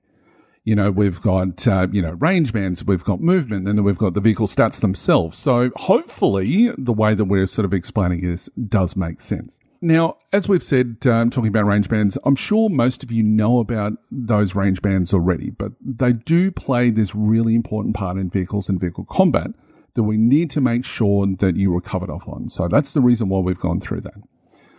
All right, Chris, now to the, let's dive right in, or should that be drive right in, to, I had to get a pun in there somewhere. Let's get into the good stuff. What is a vehicle and how do they work? Okay, I think it's important first to talk about a little bit of terminology, because we've been dancing around some terminology throughout this episode so far. Yep. Let's just go ahead and do a quick definition so everyone's on the same page with this. Yep. The first is the term steering. The term steering in Genesis replaces the term piloting that you would find in Star Wars, since not all vehicles in a generic game use a character's piloting skill. It could be driving. It could be operating, like we said, okay? So as a result, the term steering means to pilot or drive or operate the vehicle, okay? And we will use, throughout this episode, the generic term steering, or to steer the vehicle. Now, that's one interesting thing to realize with that. The term steering was not originally used in the Genesys core rules. This is something that was modified when the latest version of the errata came out. And that's because they realized that piloting doesn't refer to everything. So steering is definitely more of a generic word. So that's what we're going to be using throughout this whole process. The next one is planetary scale. Now, I know we mentioned that characters and vehicles operate in the same space, but just due to sheer scale of a vehicle, it needs to be, represented in some way. So this is where we have the 10-to-1 rule. And we'll refer to this a couple of times. So what it means is that one planetary scale damage. So when a weapon has a damage of 1, it equates to 10 wounds in character scale. So most weapons are going to have damage in the vicinity of 4s, 5s, and 6s when it comes to vehicles, which means that you're looking at 40, 50, and 60 wounds in character scale. So if you're going to be shooting things with planetary scale weapons, just be aware that you're probably not going to have much of a character anymore. And they talk about that in the rules as well, that when something of the size of a vehicle is shooting at someone, that you are going to be adding plus 50 to any critical hits that are caused. Now, chances are, with that much damage, that you are going to cause someone to go well and truly over their wound threshold, if not kill them outright. But as we've pointed out in the past, that the rules specifically state that you don't die until you roll on the critical table and you go over that magic mark of, 145 or something like that. So, yeah, or if you play this way, double your wound threshold. Yeah. And if you're playing double your wound threshold, you're toast, pretty much. And no amount of soak is going to save you, no matter what. It's also worth noting, Hooli, this 10-to-1 doesn't just apply to damage, okay? True. It also applies to wound threshold and or hull trauma, okay? True, yep. As well as we'll get to in a bit, vehicle soak, which is called armor, okay? So it goes both ways. Yes, if I roll 5 damage from a vehicle weapon and that hits a person, it's not going to deal 5 damage, it's going to deal 50. It goes in reverse as well. If I am shooting my bow and arrow at that frigate that is sailing away with full sails, avast me hearties, yar, okay, and I shoot my bow and arrow at it and I hit it and I deal, oh my gosh, I rolled really well, I've dealt 10 damage. That is only going to equate to 1 wound towards the ship, okay, which will probably be wiped out by its armor immediately. Yeah. Okay. Exactly. Also, that 10-to-1 rule also means that 10 points of vehicle armor, 1 point of vehicle armor equates to 10 points of soak. Yeah. So this is where if you've looked at the breach weapon quality, you'll see that it ignores 1 point of armor and 10 points of soak. So just keep that in mind as well. So yeah. And the other terminology that we'll use often is pilot-only actions and pilot-only maneuvers. Now, both terms of pilot-only manoeuvres and pilot-only actions are the real crux of these rules, and it's likely going to be the hardest thing to get your head around. So basically, a vehicle can only perform one pilot-only action and one pilot-only manoeuvre in a turn. A pilot can choose to perform two pilot-only manoeuvres in a turn, and if they do, the vehicle suffers two system strain. Alternatively, if the pilot performs two pilot-only manoeuvres and another action that isn't classified as a pilot-only action, like firing the vehicle's guns, the vehicle suffers two system strain for the two pilot-only manoeuvres, and the pilot also suffers two personal strain as they perform two manoeuvres and one action in their turn. Now, a lot of people get confused asking whether pilot-only actions and pilot-only manoeuvres are still regular actions and manoeuvres, and the short answer is yes, they are. The reason why they're called pilot-only is so you can tell what actions and manoeuvres are limited by the physical constraints of the vehicle. So just repeating that, a vehicle can only perform one pilot-only action and one pilot-only manoeuvre. If the vehicle performs a second pilot-only manoeuvre, it suffers two system strain.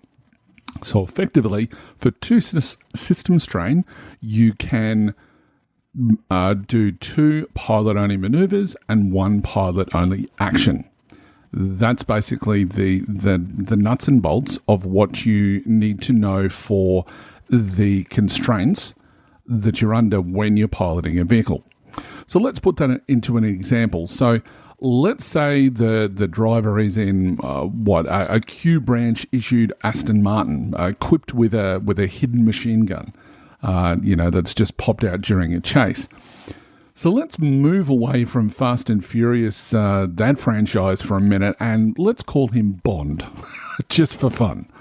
And he can aim, which is not a pilot-only maneuver. It's just a maneuver. Can do a reposition, which is a pilot-only maneuver, and we'll talk about that later. And then he can fire the guns, which is a standard action. Now, in this case, Bond himself suffers two strain for doing the two maneuvers and an action, but the vehicle only performed one pilot-only maneuver, so it suffers no system strain. Alternatively, and remembering that we'll go through these terms later on, Bond could accelerate, which is a pilot-only maneuver, then reposition, which is another pilot-only maneuver, and then shoot the guns, which is going to be a standard action. In that case, the vehicle suffers two system strain as it performed two pilot-only maneuvers. Additionally, for the same reason as before, Bond suffers two personal strain for performing the extra maneuver, as well as the action of shooting. Yeah, and this is actually the same as it runs in Star Wars. Yeah, okay? Absolutely the same. You've got pilot only actions, and that makes sense. Okay, if I'm going to do we'll get to these actions like the equivalent of a dogfight. Okay, yeah, a gunner or a co-pilot can't do that because they don't have the stick. Okay, all right. So there's pilot only actions that only the pilot can perform. But then again, there's also pilot only maneuvers, which almost always relate to I have control of the stick, okay, or the wheel, or what it is. So only the pilot can do those types of things. Yep. Now, again, to your point, Hooli, unlike, and this is a big differentiator between vehicle combat and personal combat. In personal combat, I can choose to take two maneuvers, and if I choose not to do an action, I don't even suffer strain. I just take my two maneuvers. In a vehicle, if it is a pilot-only maneuver, I can still only take one. Even if I don't take an action, I can still only take one. Unless I choose to suffer two system strain. Yep. So it's even if I don't have the action, if I'm going to take more than one pilot-only maneuver, I have to suffer. My vehicle has to suffer two system strain. Yeah. And as we get into what those pilot-only actions and maneuvers are, that will make so much more sense. So hang tight with us on why that is, okay? Yeah, absolutely. Now, we've talked about that terminology. So if you've got that down, great. So get ready for a wonderful journey that we're about to take you on. So we're going to first talk about the stat blocks. Now, vehicles have the following values as part of their stat blocks, and they are silhouette, max speed, handling, defense, armor, hull trauma threshold, and system strain threshold. Now, we're going to go through each of those individually and sort of explain how they're used and what they mean to the vehicle and to the game itself. So Chris, do you want to talk about silhouette? Because it's one of the hardest concepts that some people feel, they can get their head around. Yeah, I know. Silhouette is so much in the system is abstract. Silhouette is an abstract concept too. It's the size of the vehicle. Okay, it's how large the vehicle is. All right, that's simply it. Okay, it's covered on page 109 in combat.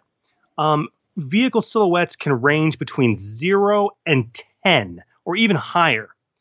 The thing is, though, silhouette is incredibly abstract, and it's not linear. It increases exponentially.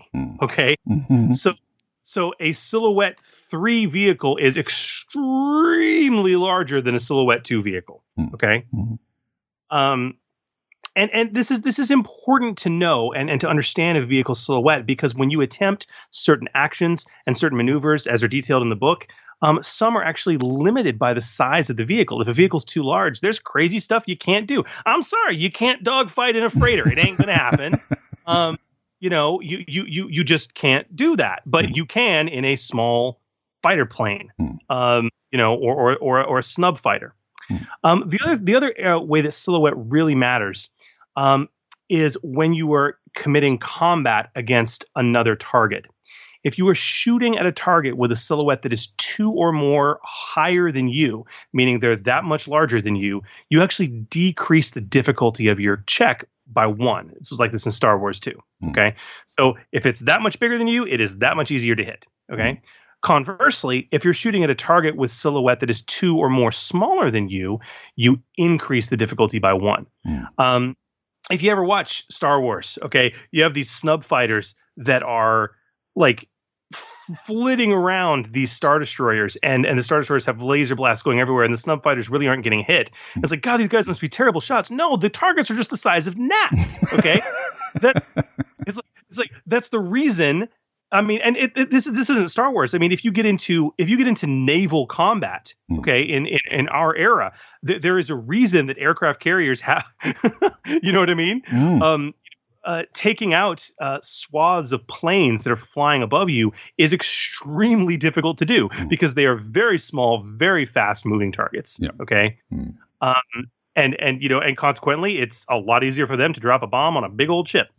So that's. And this is why in modern naval warfare, and of course in fantasy in sci-fi and space opera, space warfare, naval warfare, you often have these huge frigates and capital ships that have a complement of snub fighters. Because if you get attacked by snub fighters, you need snub fighters to effectively take them out. Yep, absolutely. Typically. Now, the other thing to remember with silhouette as well is that it does have a scale of, obviously, as Chris mentioned, 1 to 10. But within each silhouette, it has a scale within themselves. It's not represented in the rules by any stretch. But, a Silhouette 5 vehicle, for example, for those familiar with Star Wars, a Silhouette 5 vehicle is the Ghost. But it's also a Corellian Corvette, which, there is this much larger scale between each one. So just keep that in mind, especially if you're designing your own vehicles. And the rules they go through some really good examples on page 109 of all the different sort of examples of different silhouette sizes and things like that. So something to consider. The next statistic, I guess, that we have for vehicles is max speed. Now, this is obviously how fast a vehicle can go at top speed. Now, the maximum speed possible is 5, although there is a talent that we mentioned before, but in Star Wars there were other talents that allowed it to increase above 5. Now, one confusing thing, and I don't know whether we actually asked this question when we talked to Keith and Sam about the EPG, But the EPG actually says that the top speed is 6, which sort of goes against the rules. So there may be some errata there. We'll come back and ask that question of Sam and Keith later on. But let's go by just what the core rules say. So it's basically the maximum speed possible is 5. And it's important to note that even the talent we mentioned earlier, as of yet, there are no talents in the Genesys system that allow you to increase your speed beyond 5. Yeah, and there's obviously a good reason for that, and that's because of force movement. Because if you start going to greater than 5, you start working out where the hell am I on the board, as far as how far a distance is away and whatever else. But now vehicles can move slower than their maximum speed. Okay, so that's pretty obvious. If it's docked with a ship and it starts flying off, obviously they have to accelerate, and we'll talk about that later. Speed determines how difficult it is to avoid things like asteroids as well. Crowded shopping malls is another example, or anything that requires a steering check of some type. So, it determines the severity of collisions. We talked about collisions before. So if you're moving at a speed of 3 or between 3 and 4, you upgrade your steering difficulty once, and you add plus 20 on any collisions that you have. At speed 5, you're upgrading any steering checks twice, and you're adding plus 40 on the critical hit table when you do that, to do collisions. And also, this sort of like harkens back to what Chris just said about, a large ship that is firing at some of these smaller fighter planes, that they have to upgrade the difficulty to hit them once. Well, let's be clear on this. Speed 3 to 4 is fast. Yeah. Like you are moving very fast. Speed 5 or higher, that is like blinding fast. And I mean, let's talk about, and Huli, maybe you can get into this, because honestly, the best way that I find to understand how fast speed 1 through speed 5 is to, as the rules point out, look at how many range bands your force movement is, which is based on your speed. Yeah, absolutely. So if we look at it, we've got, if you're traveling at speed 0, obviously you're not moving, so you don't have any force movement. If you're traveling at speed 1, you move 1 range band, okay? Which kind of, if you want to put it into a mechanical sense, is just like a person that moves from short range to medium range. Speed of 2, they move 2 range bands. Speed of 3 to 4, they move 3 range bands. And then speed of 5, they move 4 range bands. So in other words, to put it into that mechanical sense, at speed 5, you're going from short to medium to long to extreme to strategic. Before you do anything on board your ship, that's how far you've got to move. And that can play into things really badly, especially if you're heading towards some sort of a canyon, for example. You're going to want to slow down. So something to consider there. But something to note is that force movement, as I said, it's in range bands, not maneuvers. Okay. So what's even more interesting is that one of those range bands can be short range to engaged. Now, this is an important thing to remember here, because it's something that it's not really spelled out. And I actually asked Sam Gregor Stewart about this. And he confirmed that if you've got a speed of 2 and you have to move 2 range bands, that could be medium to short and then short to engaged. And that's going to be really, really important to talk about when we start discussing, mecha and stuff like that. Mm-hmm. So, speed can also determine what vehicle actions and maneuvers are possible, as we mentioned before as well. Yeah. And when you think about how blinding some of these speeds are, you have to also realize that sometimes it's relative. Okay. Mm-hmm. If I'm at speed 5, I'm going to move 4 range bands. That's literally going to take me out of both visual and auditory range of anyone around me. Mm. Okay. Just like that. Boom. That's how fast I'm moving. But if the guy next to me is also moving at speed 5 or at speed 4, we're still pretty close together as long as we're moving in the same direction. Okay. So this is where racing comes in. But anyway. Yeah. Now, speaking of racing, another big important statistic that's a part of vehicle stat blocks that everyone should understand is handling. This is another holdover from Star Wars. Works exactly the same way it does in Star Wars. Handling is a stat that measures the inherent agility of the vehicle. Not how fast they can go, but how quickly they can, how they can handle. Just how agile they are, how quickly they can turn, how responsive they are. The best example I can give you is if you look at a drag racer, okay? That car has almost no handling, okay? None. That car cannot turn on a dime. In fact, it cannot turn at all. It is designed for one thing: speed of 5. That is what it is designed for. Yeah. Handling is not about that. Handling is about how nimble the vehicle is. Okay. Now that agility, that handling ranges from -4 to +4. And that -4 to +4 determines the number of either boost die or black setback die that are applied to any steering check made with that vehicle. A positive number provides that many boost die, and a negative number provides that many setback die. Larger vehicles almost always have much lower handling ratings, while small vehicles, understandably, typically have much higher handling ratings. And honestly, there's a great table in the core rulebook on page 221 that has some great examples of what types of vehicles have what type of handling, so that you can get a feel for what has what, basically. Yeah.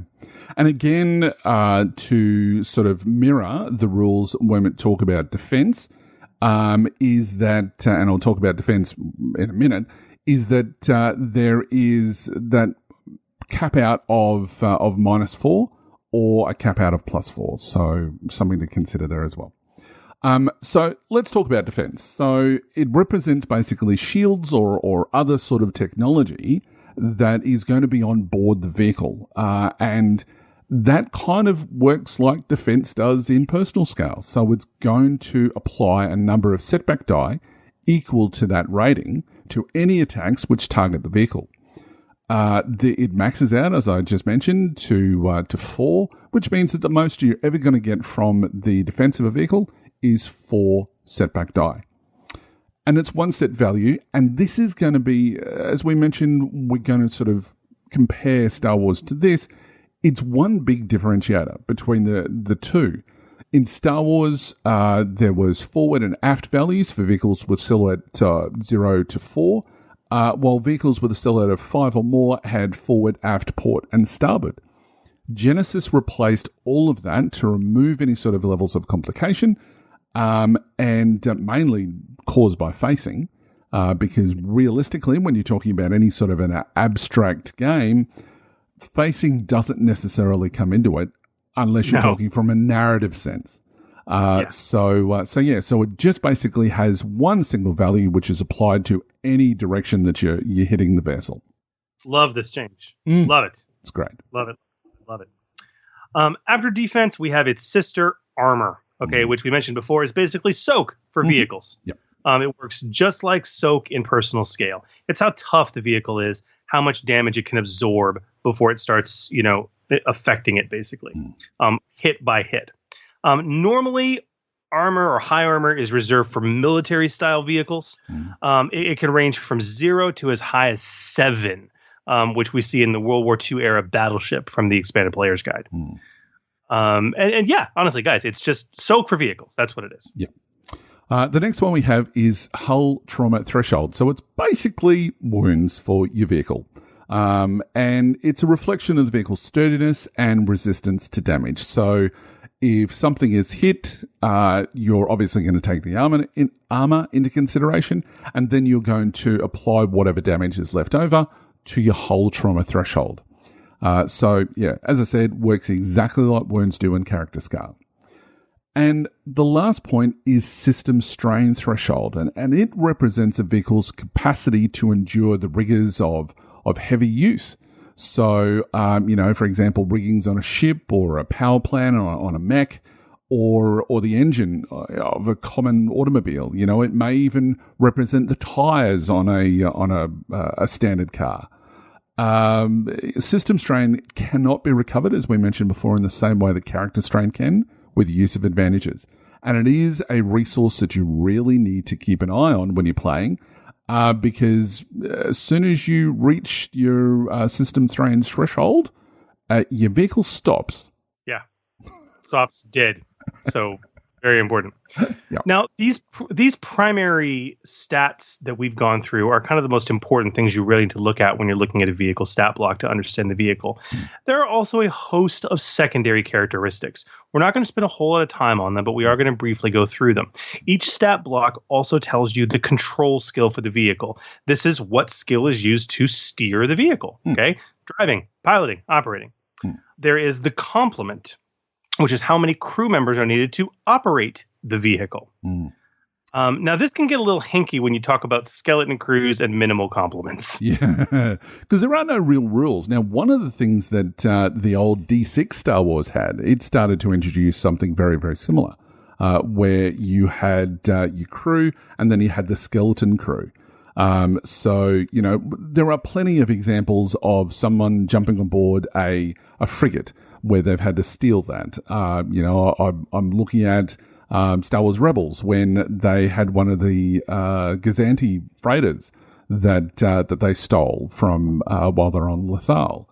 It normally has a complement much larger than 3, I think they had on board the ship. So there are some things that obviously the rules don't take into consideration. What I would suggest, and Chris, you may have some other suggestions as well, is that if you have a ship which does have a minimal crew and you don't meet those requirements, that depending on what sort of nature of the vessel is, you may not be able to operate it at all, or you might be looking at upgrades to checks or setback die, depending on what sort of the actual numbers are.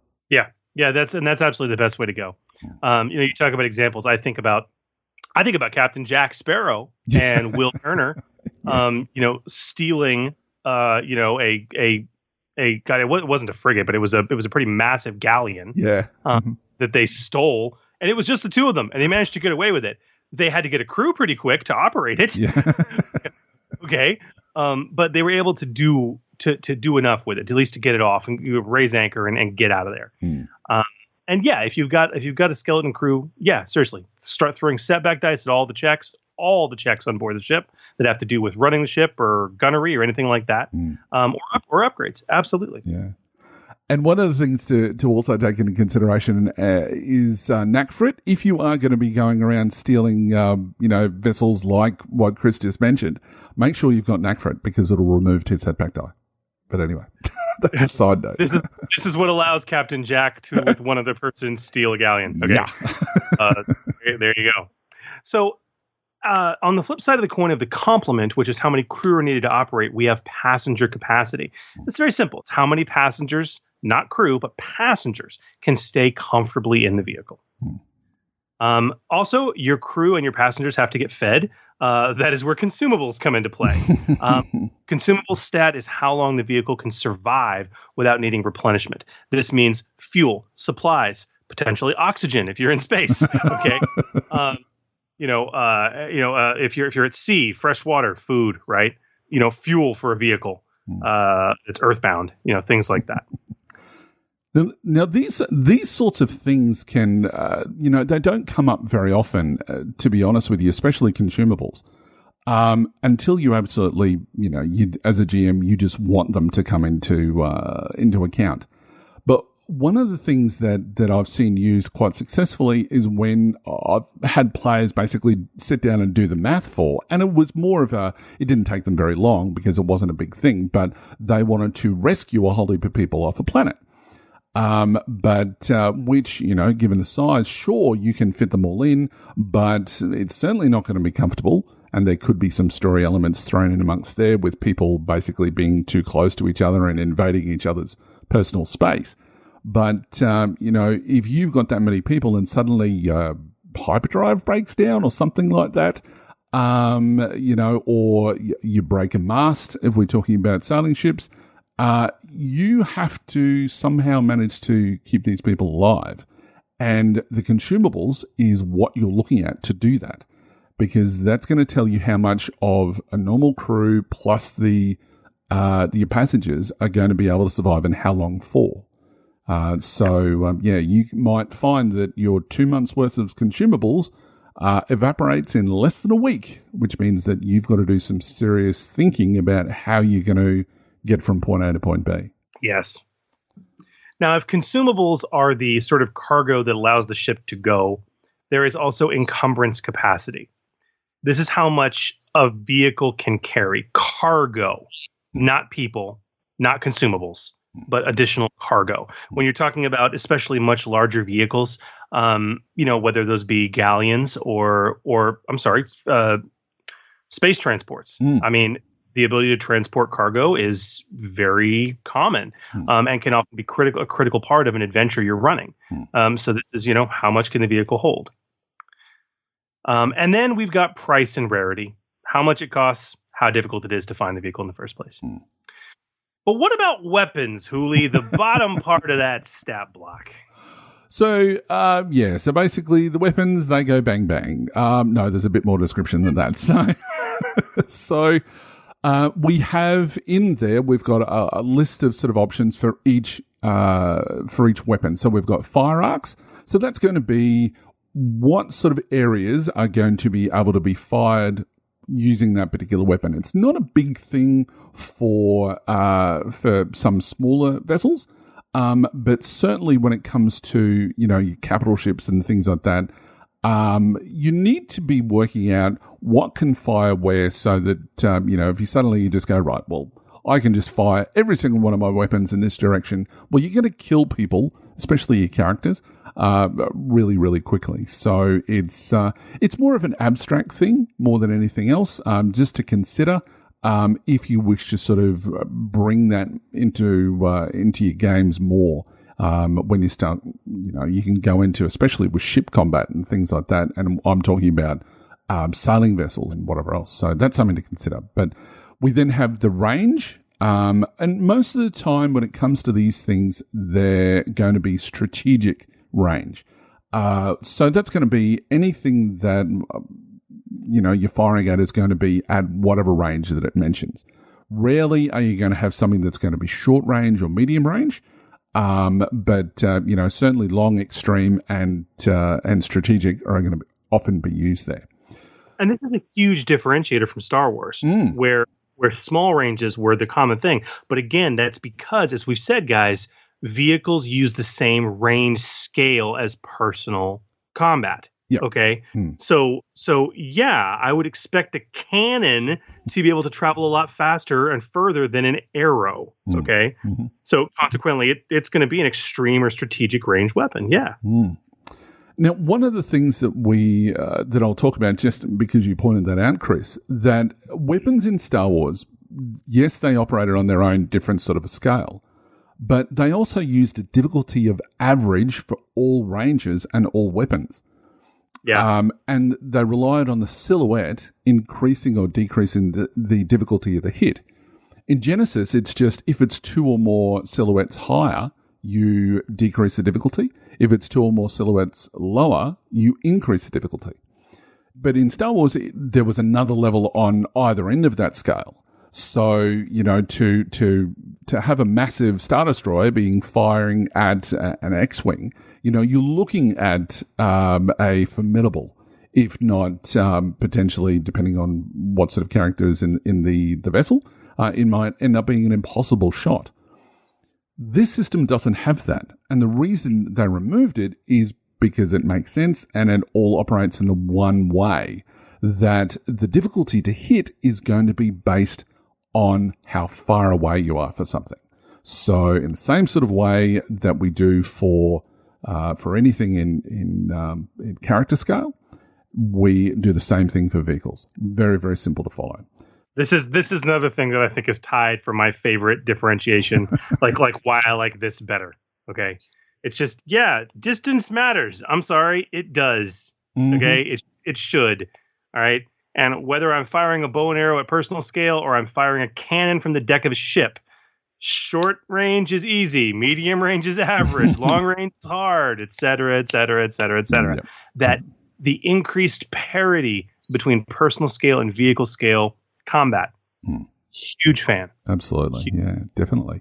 The other thing to take into consideration as well when it comes to vehicle weapons is that some of them have a new quality, which is called personal scale. So what this means is that if you've got a cannon on board let's say that it's a car or a Jeep, okay, that it may be a personal scale weapon. So they give you that so that the damage which is caused is done at personal scale damage. So you don't need to worry about the 10-to-1 rule. So that's something to take into consideration when it's vehicles. If it doesn't have that item quality, basically it's the 10-to-1 rule. If it does, it doesn't. Simple as that.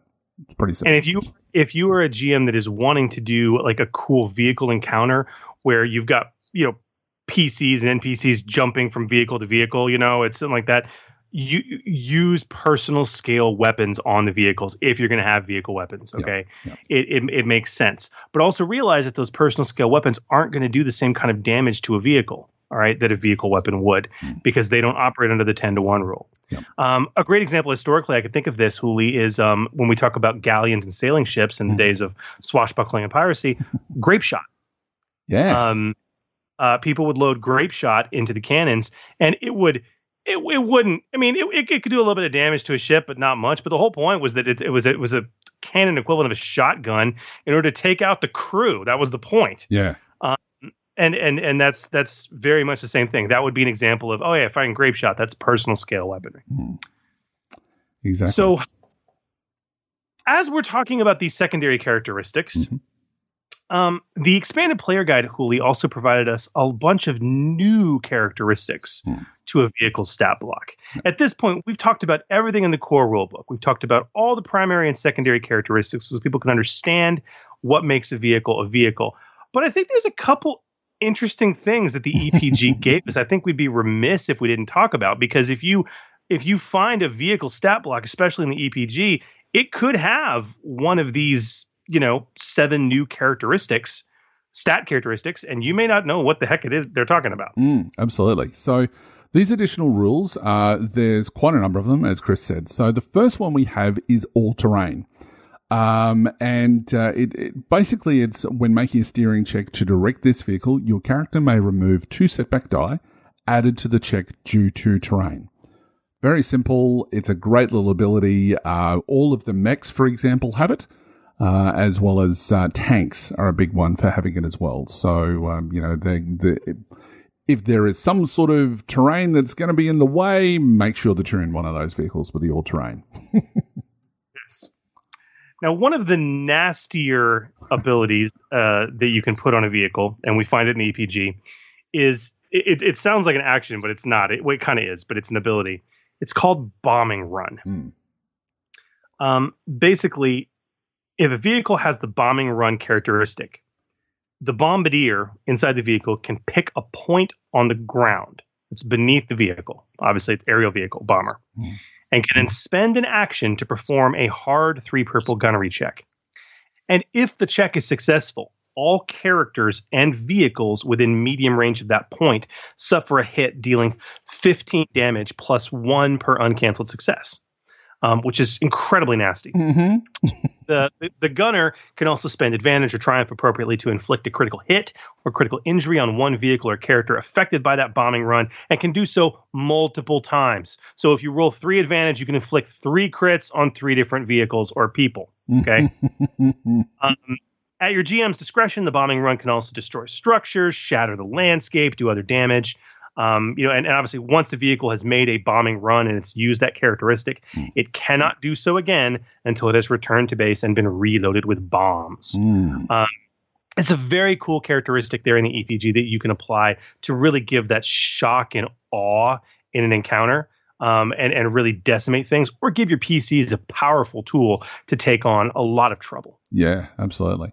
And I think that I'm going to ask the question of Keith, because with that particular ability, when it starts talking about 15 damage, it basically says that all characters and vehicles within medium range at that point suffer 15 damage. Is that vehicle scale? Is that personal scale? I assume it was personal scale, because 15 vehicle scale, that's insane. Yeah, absolutely. So we'll get a bit of a errata on that, I think, at some point. But anyway, but yeah, it's a potent ability. And it's only on one vehicle within the EPG, which is the World War II bomber. But I mean, that's what they're designed for. So it's really, really good.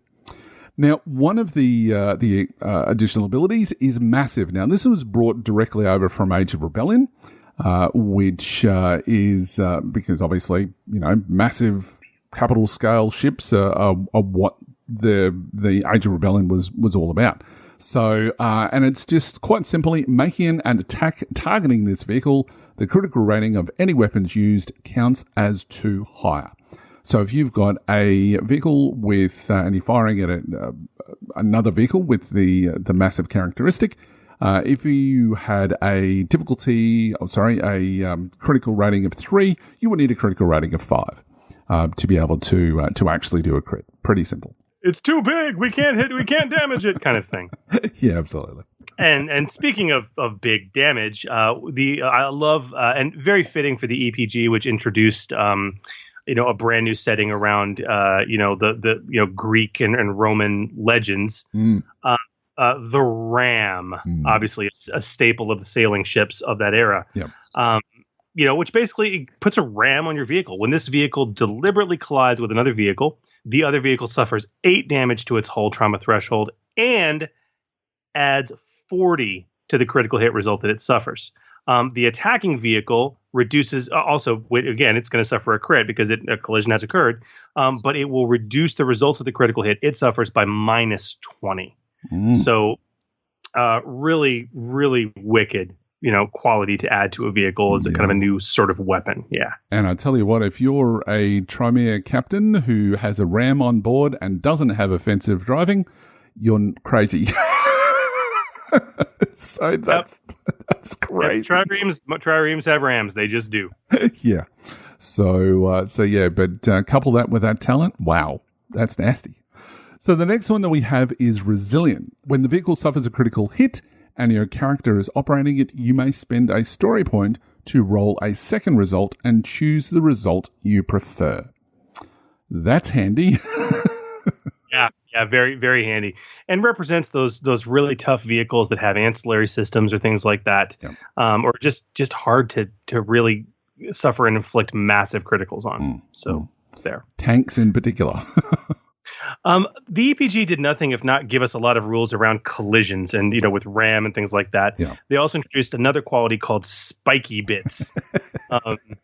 When the vehicle's involved in a collision, all other vehicles and characters involved in the collision add plus 30 to the results of any critical hit or any critical injury they suffer.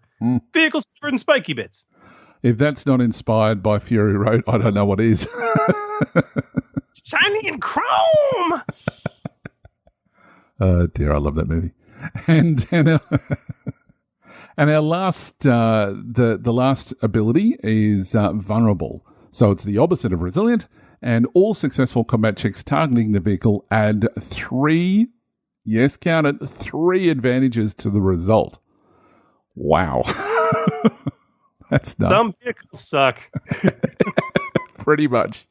So yeah. So all of those, they're all fantastic, and no doubt somebody will be looking at adding vehicles and to their own product that they put up on the Foundry, and it makes them a little bit more interesting to add those additional rules to just differentiate it from something else. It's really cool. Now, the last real aspect of looking at a vehicle stat block is actually something to consider about a vehicle that's not a part of the stat block, but it's important to know.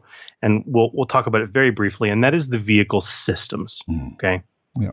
Every vehicle has systems, and there is a sidebar you guys can read page 221 of the core rulebook, that has a whole list of vehicle components and what occurs if each of those systems, one by one, is compromised, such as through, I don't know, a critical hit.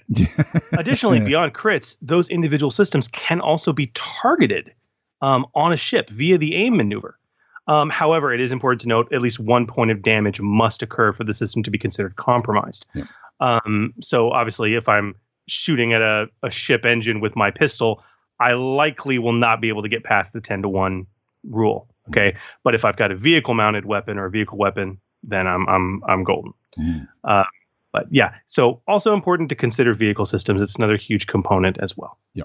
So that's the basis of what vehicles are and what they contain and how to be able to understand the rules effectively of what makes a vehicle tick.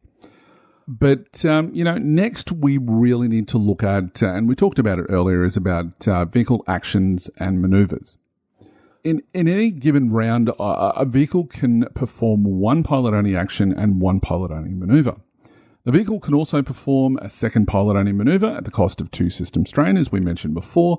Additionally, the operator would need to spend 2 personal strain unless they downgraded their own personal maneuver to perform the vehicle's second pilot-only maneuver. That's something to really remember. Now, each lists certain conditions or restrictions, pilot-only, silhouette, and current speed. So what we're going to do is we're going to go through each of these maneuvers and actions very briefly and basically just explain what each of them do. So we'll start off with vehicle maneuvers. So Chris, do you want to go through our first one? Yeah. And guys, these are all listed in the book. We're not going to spend a whole lot of time on these. We're just going to briefly highlight what they are. Yep. Okay. In fact, I want to talk about the first 2 vehicle maneuvers together because they're very similar. Yep. Accelerate and decelerate. They are both pilot-only maneuvers. All right. Can be done with any ship silhouette size. For accelerate, any speed. Okay. Decelerate, obviously you got to have a speed. So a speed of 1 or more. For accelerate or decelerate, you either increase or decrease the vehicle's current speed by 1. For each additional point of speed you wish to increase that round, the vehicle takes 1 system strain. So, in other words, if you want to accelerate, you can go from a speed. If you're at standstill, you can go to a speed 1 and you're done. If you're already at speed 2 and you want to jump to a speed 5 to that blinding speed in a single round for that 1 maneuver, you can do so, but it's going to take 2 system strain to get it done. All right. You obviously get 1 point of speed increase for free. And then you got to pay 2 extra for the 2 extra points of speed increase. Okay. And at the same time, deceleration works exactly the same way, just in reverse. And I also like to point out that's a huge differentiation. Another one between Genesys and Star Wars. Star Wars did not have actually the ability to rapidly decelerate. No. And to be honest, you didn't really need it because you didn't have forced movement. Yep. but now we do. Okay. So this is kind of interesting because Star Wars as well had you had these same maneuvers for accelerate and decelerate, but they only let you increase or decrease your speed by 1. That was it. And then there was another special maneuver you could do to punch it, which would you could do massive speed increase, right? And it costs you some strain. Here they've just simplified it. It's look, you can spend a maneuver, pilot-only maneuver, to accelerate or decelerate your ship. And you get 1 point of acceleration or deceleration for free. The rest are going to cost you some system strain. Easy peasy. Yep. It really smoothed out that, and it's absolutely fantastic. So our next pilot-only maneuver our next maneuver, should I say, is brace for impact. And it's a pilot-only maneuver. It's any silhouette and it's any speed. Now, this is something which it's really, really useful, especially if you don't necessarily have barrel roll yet, for example. So it remains until the beginning of the pilot's next turn. It reduces the damage taken up to the silhouette, taking the same amount of system strain. If you're in a smaller vehicle, system strain, again, it's going to be a problem. But the difference is, and we'll talk about this later on, is that you can repair system strain on the fly. You can't repair hull damage on the fly. Correct. Except once. Once for the whole combat. You can only do it once. So it's sort of like the last ditch effort. So, if you can afford to move your strain around, this is a really good maneuver to do to enable that to occur.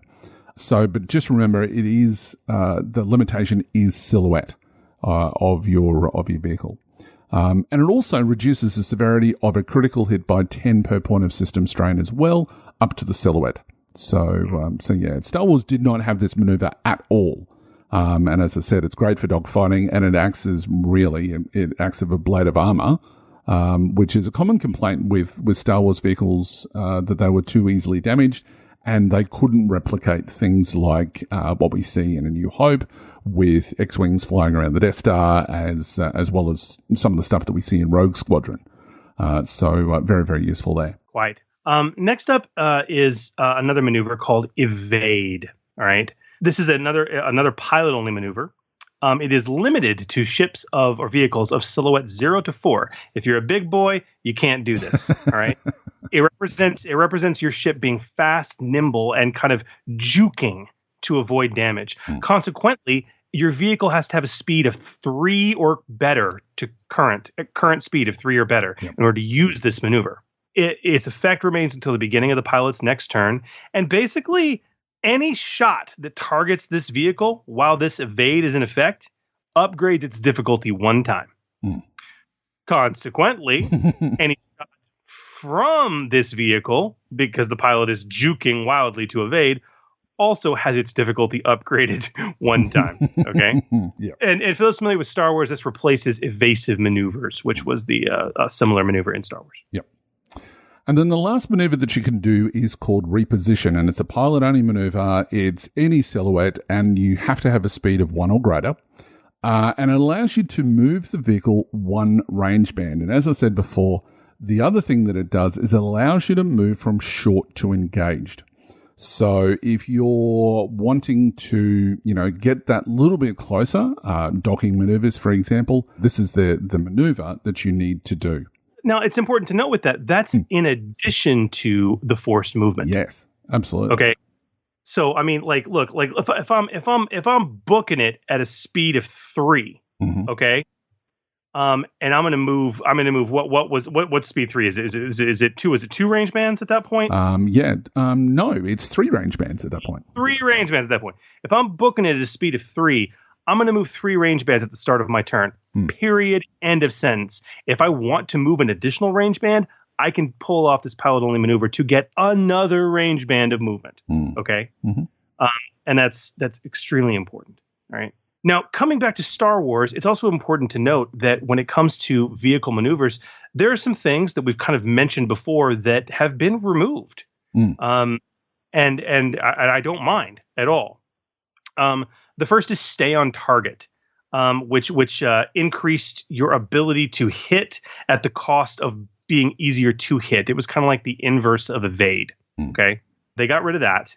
The angle deflector shields maneuver is gone because there's no more defense arcs in ships, so it's really not needed. And as I mentioned before, they got rid of punch it. There's no separate maneuver for rapid acceleration. They just rolled it into regular acceleration and simplified it. Yeah.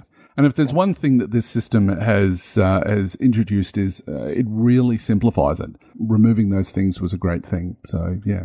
All right, so we've talked about all of the vehicle maneuvers. So now let's talk about vehicle actions. So the first one is the big one, which is dangerous driving. Now, it's a pilot-only action, which is obvious. It's a silhouette any, and its current speed must be 1 or greater. Because if you're at 0, you're pretty much not moving, so nothing's going to be dangerous to you. So anytime a character needs to be making a piloting check due to sharp turns or obstacles or any sort of terrain is when you're going to be using a dangerous driving action. Now, in Star Wars, there used to be this really complicated formula that you had to do where you had to take half of the silhouette of the vehicle silhouette, round it up, and then take its current speed, and then using the larger number, that's the difficulty, and then blah, blah, blah. So they got rid of that, which was absolutely fantastic, and the difficulty is just equal to the vehicle silhouette. which is great. Well, it is, but keep in mind, speed still factors in. Like we talked about when we were talking about max speed. Yep. If you're moving at a speed of 3 to 4, you're going to upgrade that difficulty once. If you're moving at a speed of 5 or better, you're going to upgrade that difficulty twice. Right. Okay. Yeah. So speed still does matter, but it's so much easier than the mathematical formula they had in Star Wars. So much better. Yep. So yeah. It's very, very cool. So what's our next action that you can do? Damage control, oldie but a goodie from Star Wars. Mm-hmm.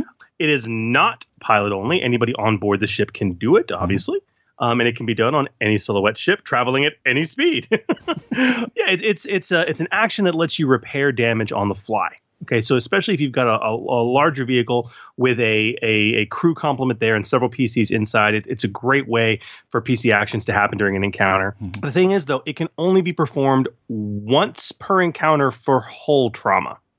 Or you can do it as many times as you want to for system strain. Yep. Okay. Mm-hmm. And there is a difficulty to do it. It's not too complex, but it depends on the amount of trauma or strain that the vehicle suffered. And that table is actually on page 288 of the core rulebook. Mm-hmm. Also, damage control can be used to repair critical hits, which also can be attempted multiple times. Yep. It's like you've got this one action that's there to do damage control, whether it's hull trauma, once an encounter, system strain whenever you want, critical hit repair whenever you want, representing that those PCs inside the ship doing mechanics basically to fix the ship. Yep.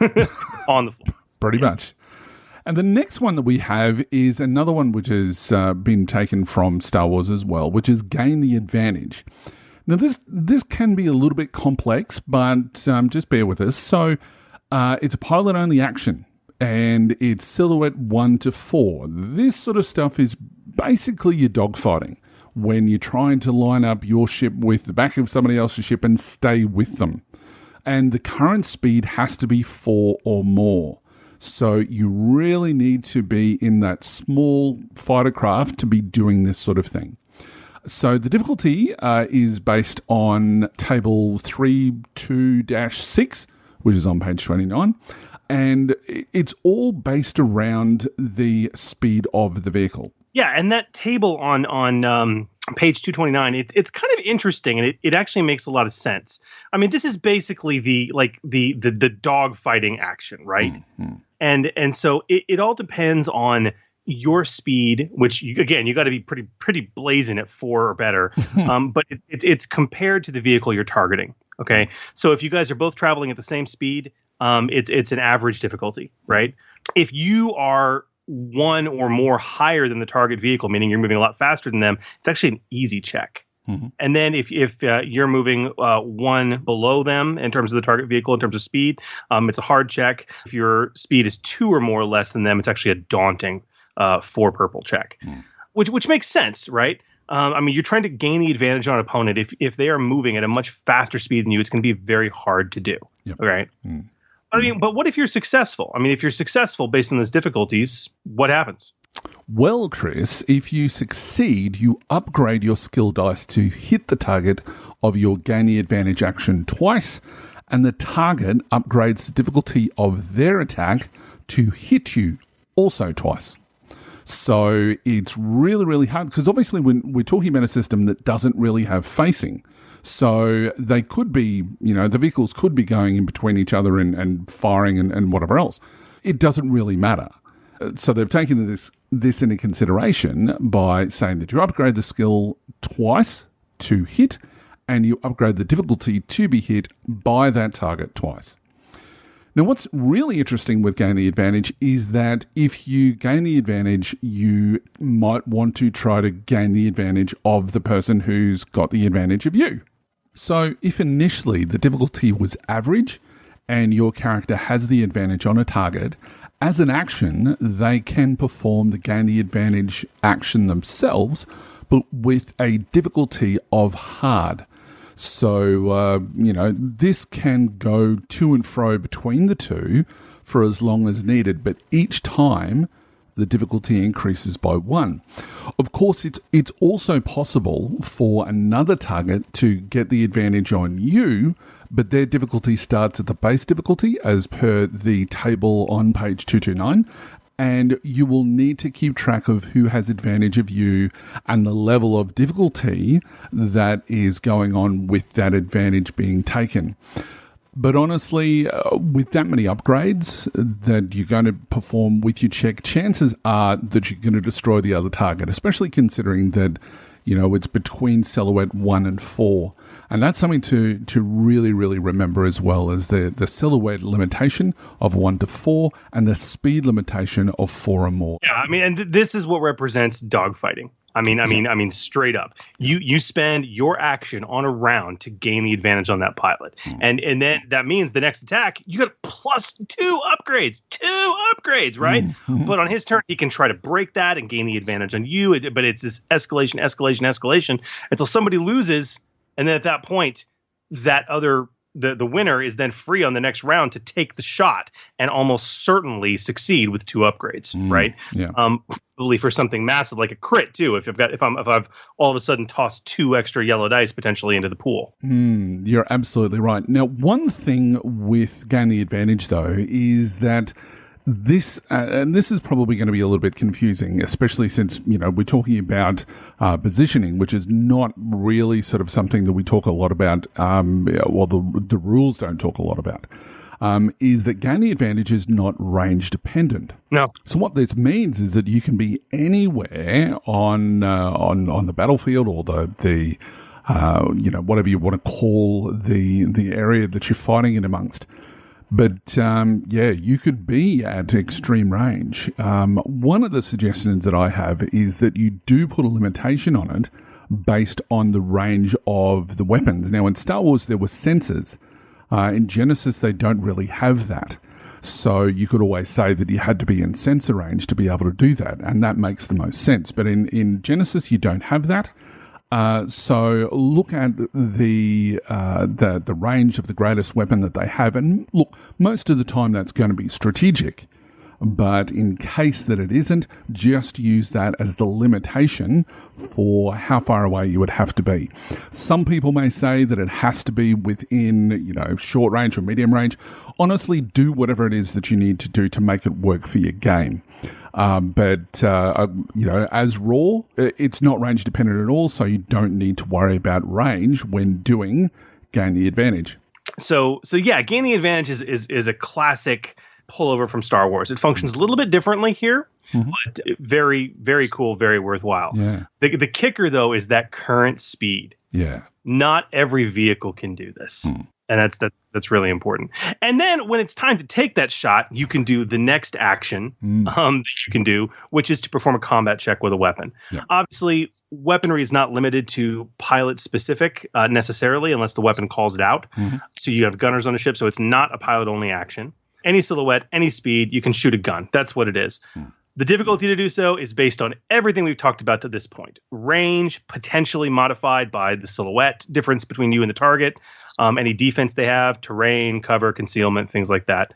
The attack has to be in firing arcs. And just like personal scale combat, the damage the weapon does, it has a set damage. It's equal to that base damage plus 1 per uncanceled success, just like we're used to. But remember, as we've said, the 10-to-1 rule versus character scale. Extremely important. And also, as we've talked about, armor obviously applies, just like soak does in personal scale, potentially reducing the damage. And weapons, of course, with the breach quality, ignore so many points of armor. Yeah. So very, very handy. Now, there are 2 additional actions that they mention in the core rules, which is, again, a bit of a layover from Age of Rebellion, where we talk about the sort of actions that can only be done by massive, massive vehicles. And that's Blanket Barrage and Concentrated Barrage. So, Chris, do you want to go through Blanket Barrage? Yeah. So Blanket Barrage is as one of these 2 barrage actions. All right. Now, because these are really gunnery tools, they're, of course, not pilot only, but they're restricted to very specific, as you said, Holy, types of ships. Capital ships, huge ships, frigates, warships.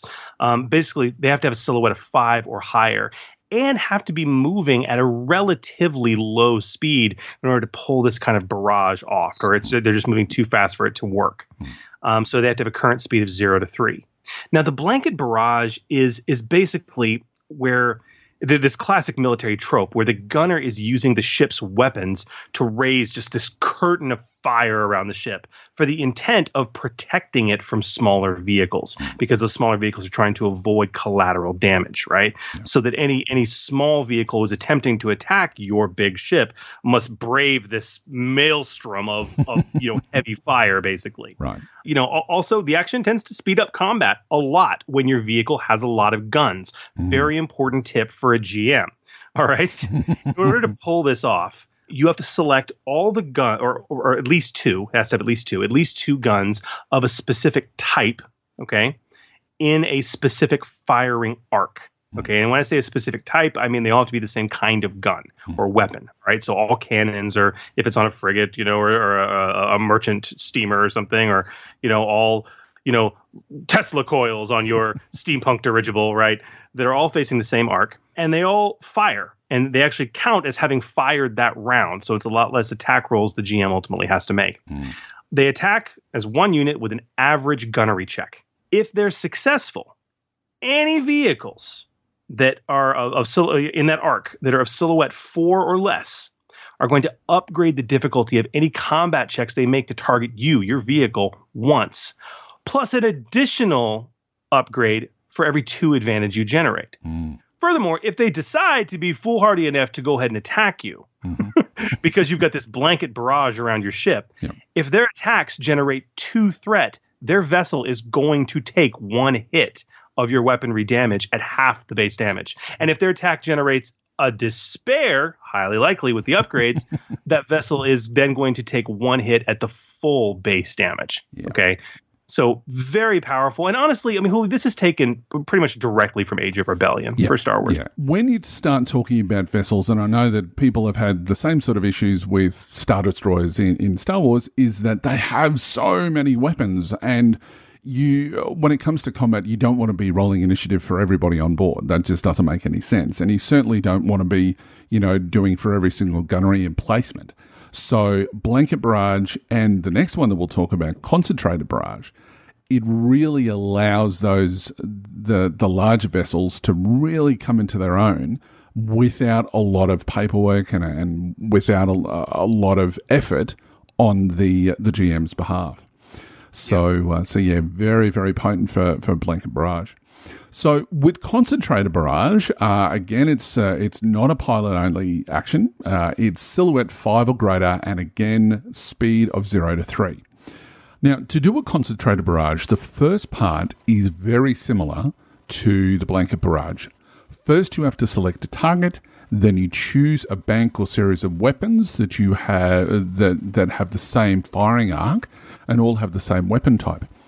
Additionally, there must be at least 2 weapons of the same type in the same arc to use this action. So basically the same restrictions as there are for blanket barrage.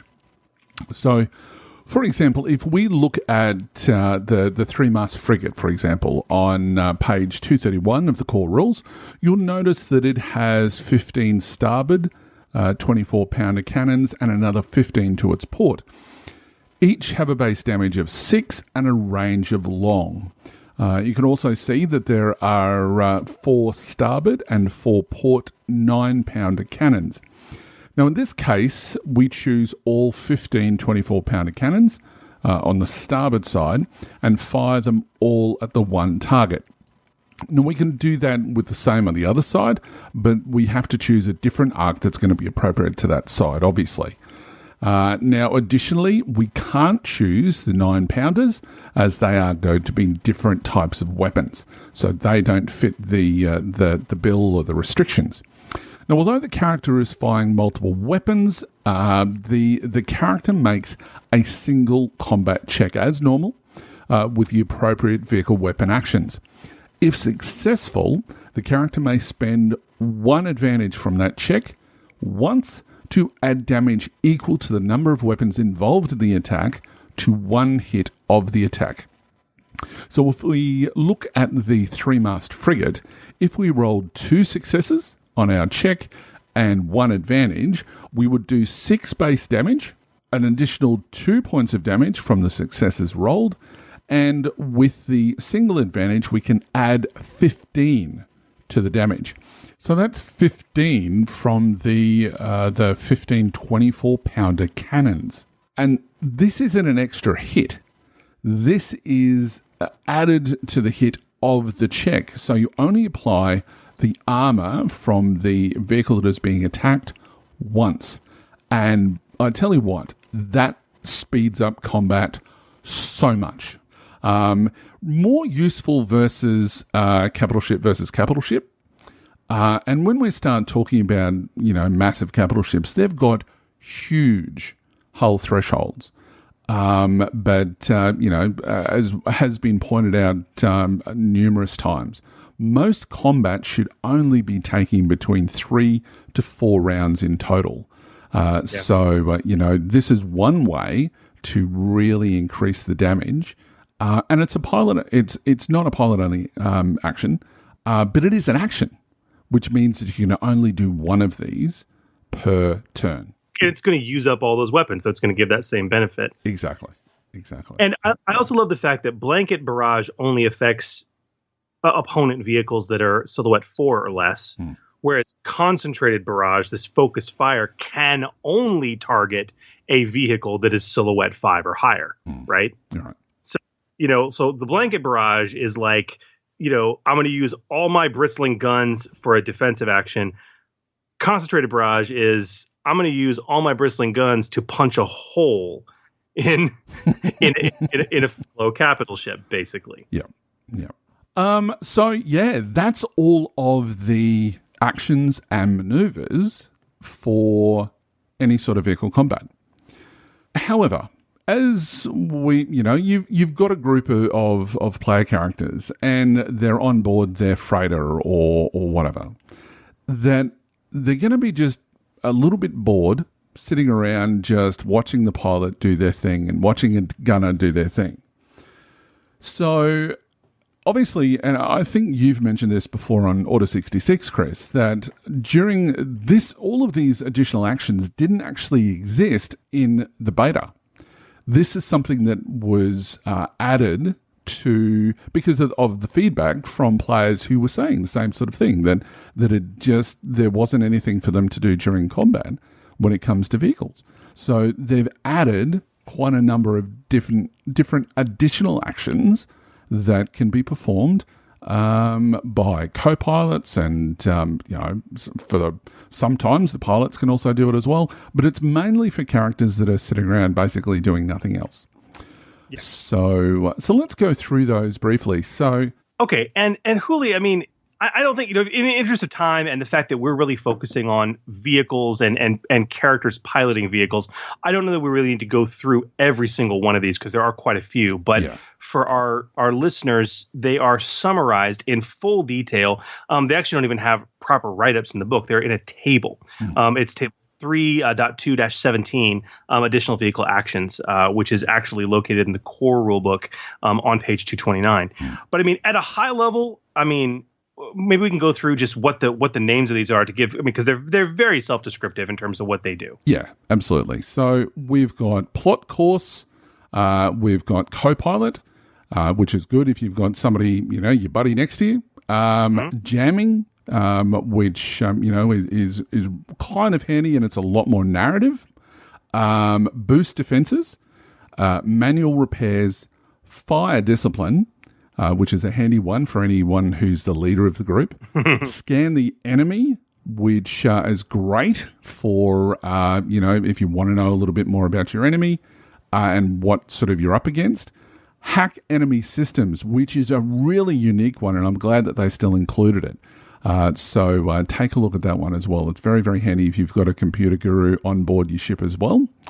And the last one is intercept projectiles. And so when, those missiles are firing towards you, you've got a way to obviously knock them out of space before they actually hit you. So really, really handy there. Now, a lot of these additional actions, like everything we've gone through with like maneuvers and actions, they can really be used, reasonably for any vehicle type in any setting. Okay.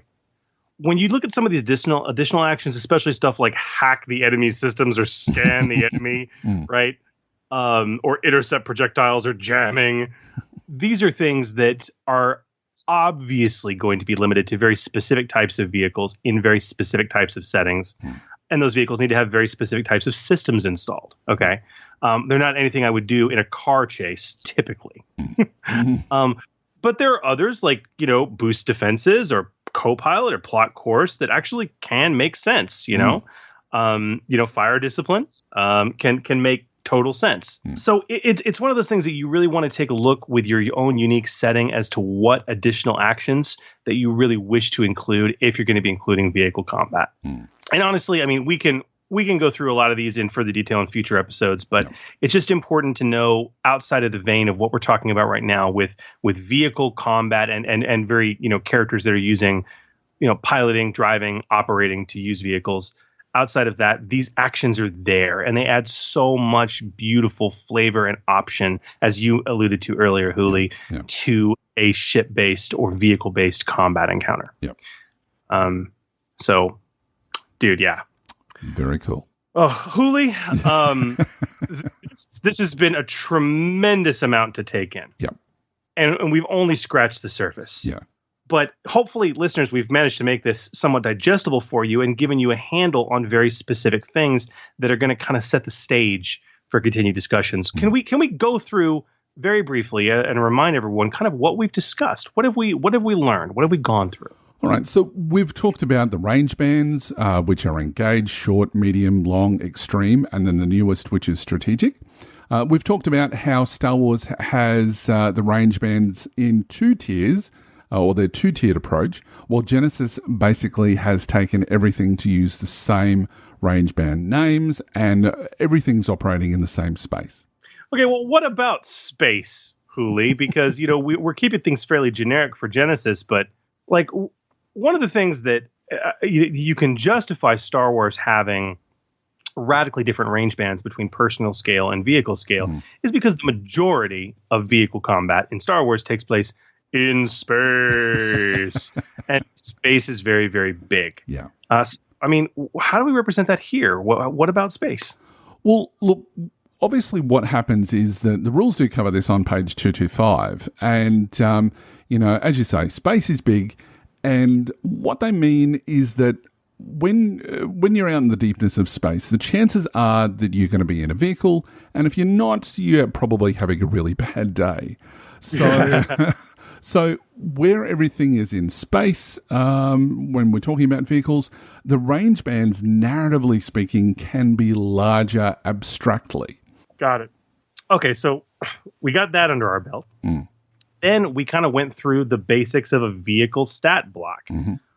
We talked about silhouette. We talked about max speed, handling, defense, armor, hull trauma threshold, system strain threshold.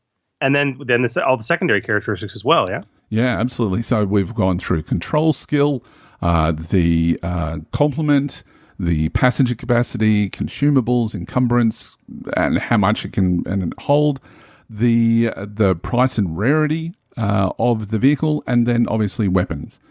And apart from a few things, none of the stats blocks really change from Star Wars, other than perhaps shields or defense, in that there are no longer shield facing. So we just have the one defense rating, so it really simplifies that. Yeah.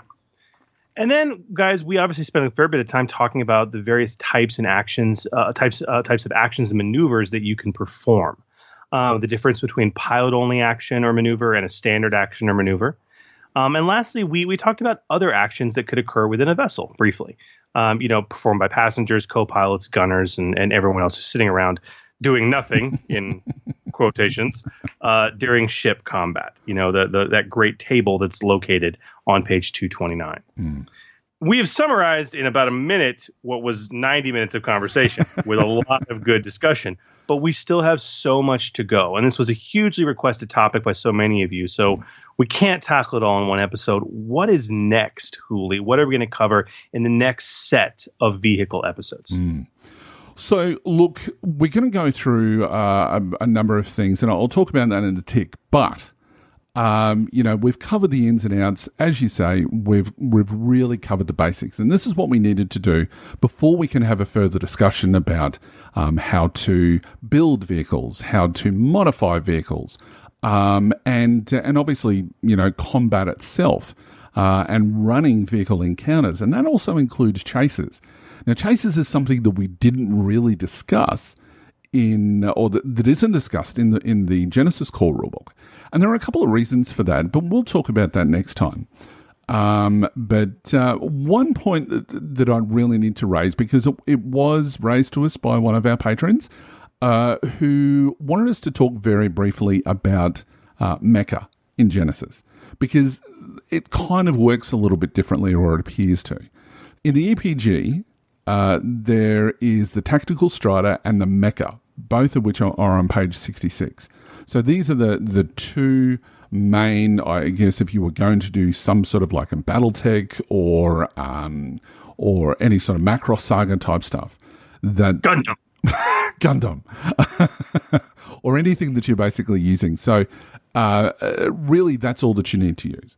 However, if it's a major theme within your setting, and the characters are still using spaceships and other vehicles, you might want to consider changing it up and adding a mech pilot skill specifically for those vehicles. And I say that because it works differently to a standard vehicle, I guess. You're not just jumping in, turning on the engine and running with it. There's a lot more dynamics to those sorts of vehicles. So I think that having a mech pilot skill would be an appropriate choice in that sort of a setting.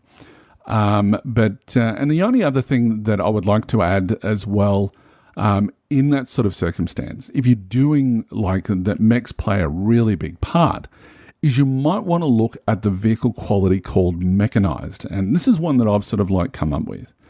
And it allows a mech to move even if it's at speed 0. Now, that goes against the grain of, speed 1, speed 2, etc., and that at speed 0, nothing moves. The reason is that obviously mechs move around and they get into close combat and whatever else. So you want to really have them as almost characters themselves, but a much larger form, but using the vehicle rules. By having the mechanized, special ability that allows them to move at speed 0, you don't have that problem, and they're not concerned with forced movement. And that's sort of something that really hampens that, because you're sort of at speed 1, you are forced to move one range band.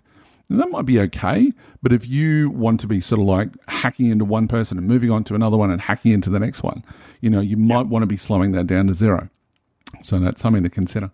Another simple way to put it is I love this house rule of this mechanized vehicle quality. If you had to put it another way, it allows you to use the reposition maneuver at a speed of 0. Yes. Yeah. Exactly. And in that way, it's just like personal scale combat. You can spend a maneuver to move a range band. Yeah. Okay. Just like personal scale combat. But at the same time, you could also spend a pilot only maneuver to accelerate and get that mech running. And, you're going to have forced movement at that point until you decelerate. So very engaging, but mad props for that house rule. Yep. Great house rule. Cool. Whew, that's a lot. So that is an absolute lot. Yeah.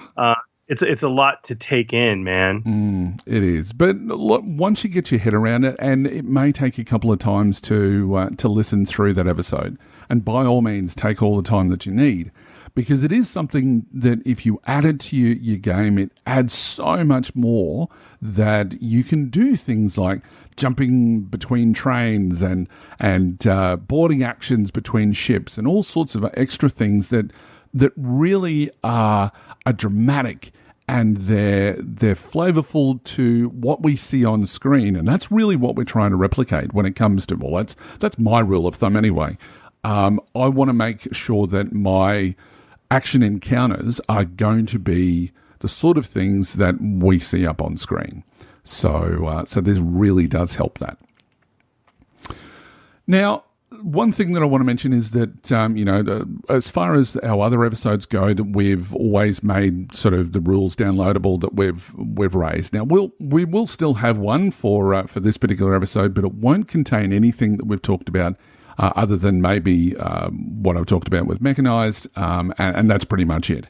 And the reason is that we've really just gone through the rules as written to try to explain it to you in a very, very simplified form.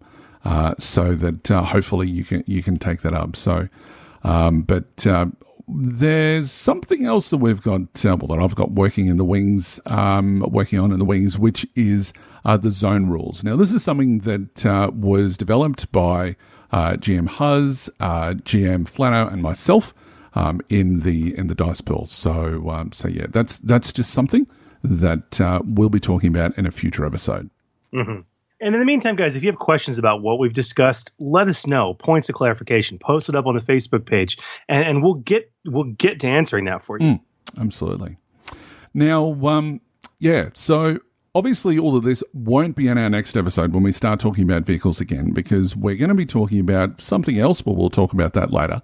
But when we do discuss vehicles again, we'll be talking about, the huge ships of the line, so the capital ships, how you can be using those effectively in your games, and how you can be using them basically as set pieces, and how they all fit into how combat, works around them. We'll go over some of the other rules around vehicles, including body actions, collisions, and critical hits, which are really, really important.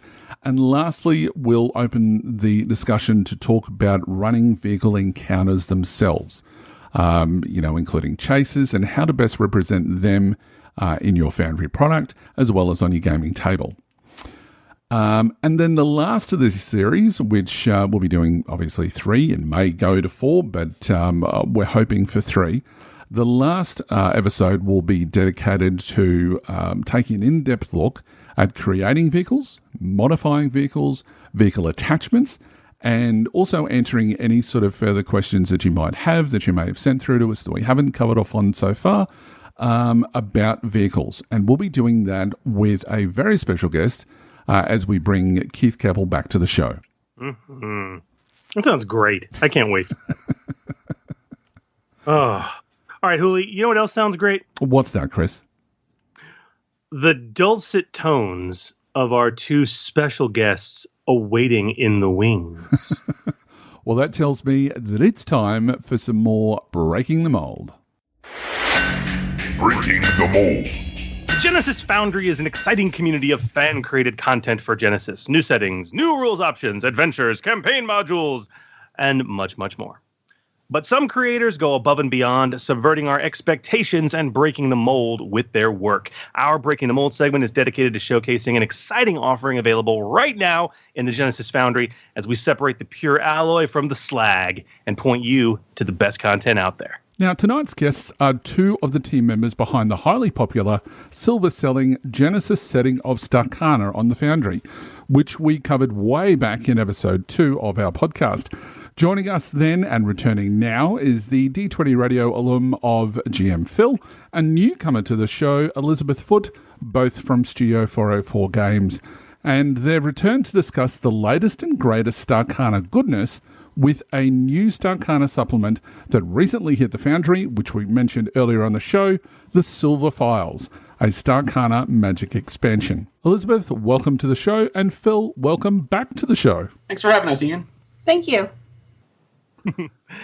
Awesome sauce. Now, obviously, Phil, it's good to have you back. Always. You and I never get the chance to talk.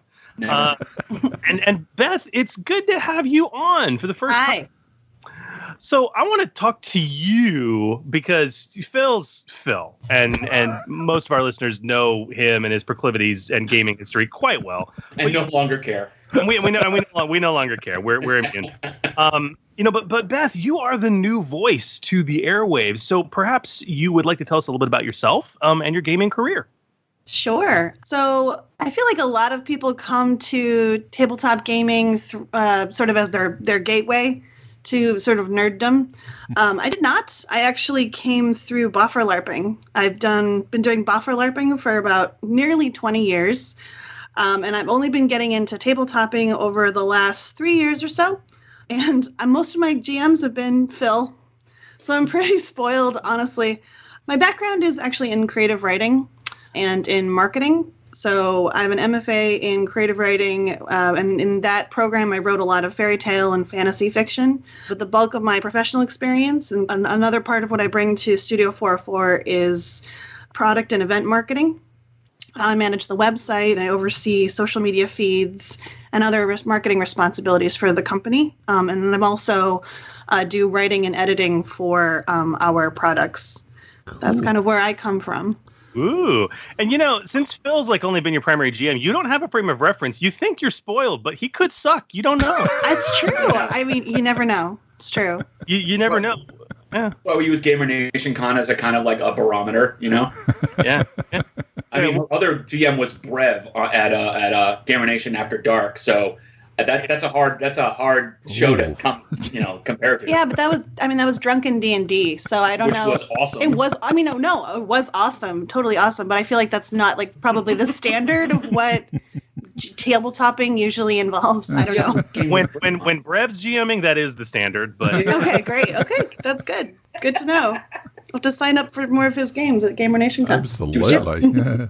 Look, I'm going to ask, you mentioned it before, what is Boff LARPing? Oh, Boff or LARPing. It's where you dress up as a character and you go into the woods and kind of, instead of tabletopping where you have an adventure of where you're doing dice and you're describing the adventure, you actually go out and act it out. It's kind of it's almost like a big improv program. Have you ever been to a mystery dinner theater? Yep. Murder mystery dinner theater where you're all kind of interacting in a improvisational sort of way as the characters. Sort of you have a set character with potentially some goals, and then you're all kind of interacting with each other to sort of accomplish those goals. It's kind of the same sort of thing, but it's kind of in a grander scale, like a weekend long scale. And you generally are running around the woods with foam wrapped plumbing supplies and Nerf guns, and you have hit points and abilities and skills, and you pretty much do it from Friday night until Sunday morning. Wow, that sounds cool. It's a good time. I think a lot of gamers are familiar with LARPing. It's just boffer LARPing specifically, I think, is what the differentiation might be. Mm. Right. The terminology of boffer is basically, that's what they call the weapons, and so they're swords and other kinds of implements that you hit people with, but they're wrapped in foam and duct tape and stuff like that, so that they're safer.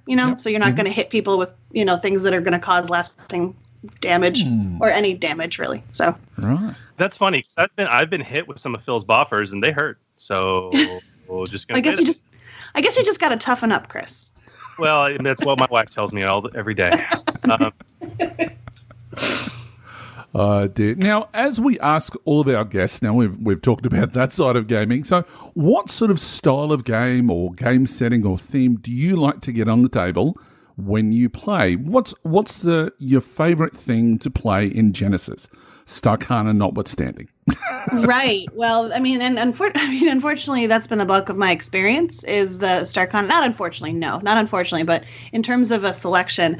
I also do, Phil has me in a Fallout game, and I really enjoy that. Nice. Yeah, a Fallout-style game. I play a 5-foot-tall, blonde, pigtailed inventor named Gidget. She is a mechanical genius, which is super handy in the post-apocalypse environment. So that's pretty fun. So Fallout, Gidget, love it. Yeah. Okay, guys. So let's talk about why we have you here. Let's talk about the Silver Files. Give us the pitch. Tell us about this supplement. How would you describe it to someone looking to purchase it?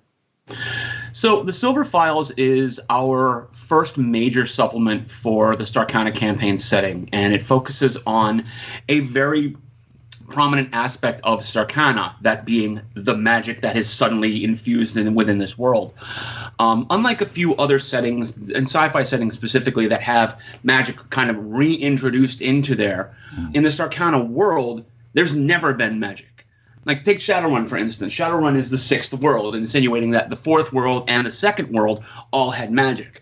There are creatures and artifacts and, tomes of lore that have progressed through the millennia that are being recovered in in the Shadowrun setting. And so there's this heritage of magic that's being reclaimed. In Starcana, there's never been magic. This is a completely new thing. So it's a lot of people just trying to figure out what this is, how to use it, with no guidance whatsoever. And the Silver Files really encapsulates that in a couple ways. To start off, the first chapter is the actual Silver Files themselves. One of the more prominent personas in Starcana is a woman named Lady Argent. She is a CEO, president, and owner of Swiftwind Enterprises, this giant interstellar conglomerate of companies that is quite rich and quite powerful. On the surface, and to everyone, she is a benign philanthropist. And whether or not there's anything more insidious there is, well, to be determined in play.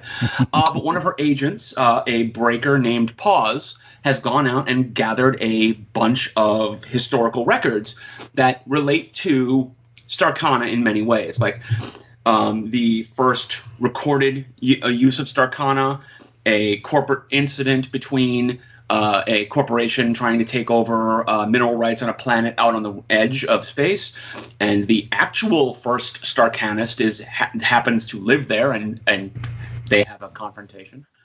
There are documents about the professor at SOU University, a prominent university that we detail in the book later on, making a pitch to their dean of studies to start the first Starcana class in known space. And it finally ends with a kind of a coup of link breaking, which is hacking skill and ability of someone who was able to get secret files from and private journals from someone who is connected to the Elder Council, which is the highest level of organization in the Velithic Church, our big, kind of all-encompassing religious organization in Starcana. Mm-hmm.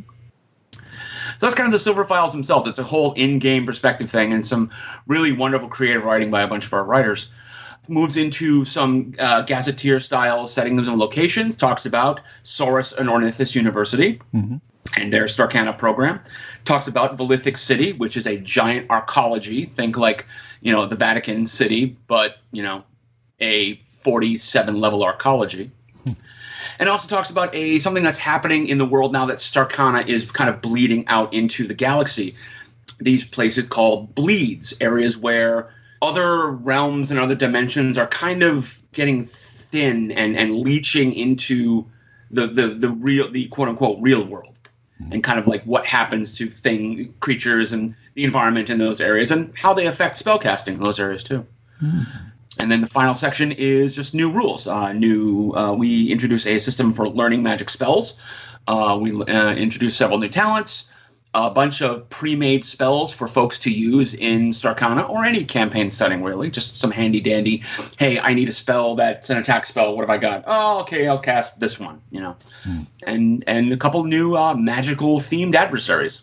So Starcana-touched beasts. Yep. Wow. That's cool. So, guys, what drew you to do a magic supplement for Starcana? Because Starcana has a lot to play with as far as the setting goes. So, why magic? What were you hoping to bring to the table with this supplement? And magic is a really fundamental part of what makes the world of Starcana sort of interesting and kind of what drives it. Yeah, and to that point, I touched on it briefly, was that magic is a little bit different in Starcana in the sense that there's no heritage of it. It's brand new. So we also wanted to be able to provide our players and game masters some guidance of, okay, here's how the world perceives magic. Here's how the magic is interacting with the universe as it starts to become more widespread. So we felt that this was the first place where for our first supplement, we really needed to give some guidance, give a little more story and storytelling and narrative focus as to how the world perceives it, and a few more rules and ideas as to how it's kind of affecting the universe and how game masters can introduce more of it into the setting. Well, I mean, that makes sense. Now, as you point out, though, guys, I mean, this supplement's over 50 pages long. You mentioned, the Gazetteer style content, which I think is a really creative way to introduce the concept of magic into this world. That's really fun, and the way you've done it. But these location setting details, the new rules, new talents, new spells, the new threats you mentioned. Also, worth mentioning some great art, as we've come to expect. Yeah, so Brett did a very good job hunting down all the art pieces that we used in this book. I mean, yeah, it's fantastic. What can you tell us about? I mean, considering this massive tome, can you tell us about the development of the Silver Files itself? What did you know? I mean, what did you know you wanted to include? What did you leave on the cutting room floor? What was the process of development, and in terms sort of finalizing? Okay, what needs to be in this offering? Well, we definitely wanted to get more story in. We wanted to get more narrative. The Starcana campaign setting does a very good job of kind of giving you the bare bones of the setting itself. But we need to get more story out. I mean, we've got Beth, who's an MFA in creative writing. We have, all of us are solid writers and solid storytelling writers. And so we wanted to get a little of that into the book as well. Have some fun things to read, have some really interesting perspectives to kind of draw from, and to hopefully give some of these people and places voices that hopefully inspire people players to make characters that kind of align along those lines. Yeah, to really enrich the world, I feel like. We also wanted to introduce the fact that one of my big projects on this was the spell learning system, and I wanted to kind of heighten the fact that there is no real magic college.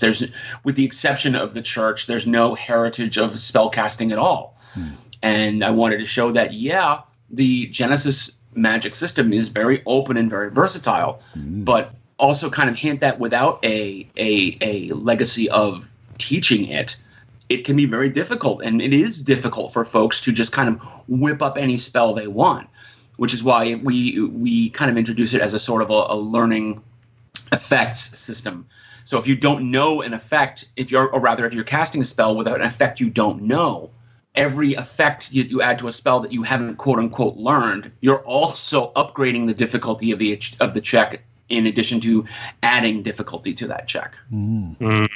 So it makes it very, very risky to cast big spells with lots of effects that you don't know. And it kind of encourages you to kind of stay in your lane until you can learn some of these additional effects and then kind of broaden out the magic system.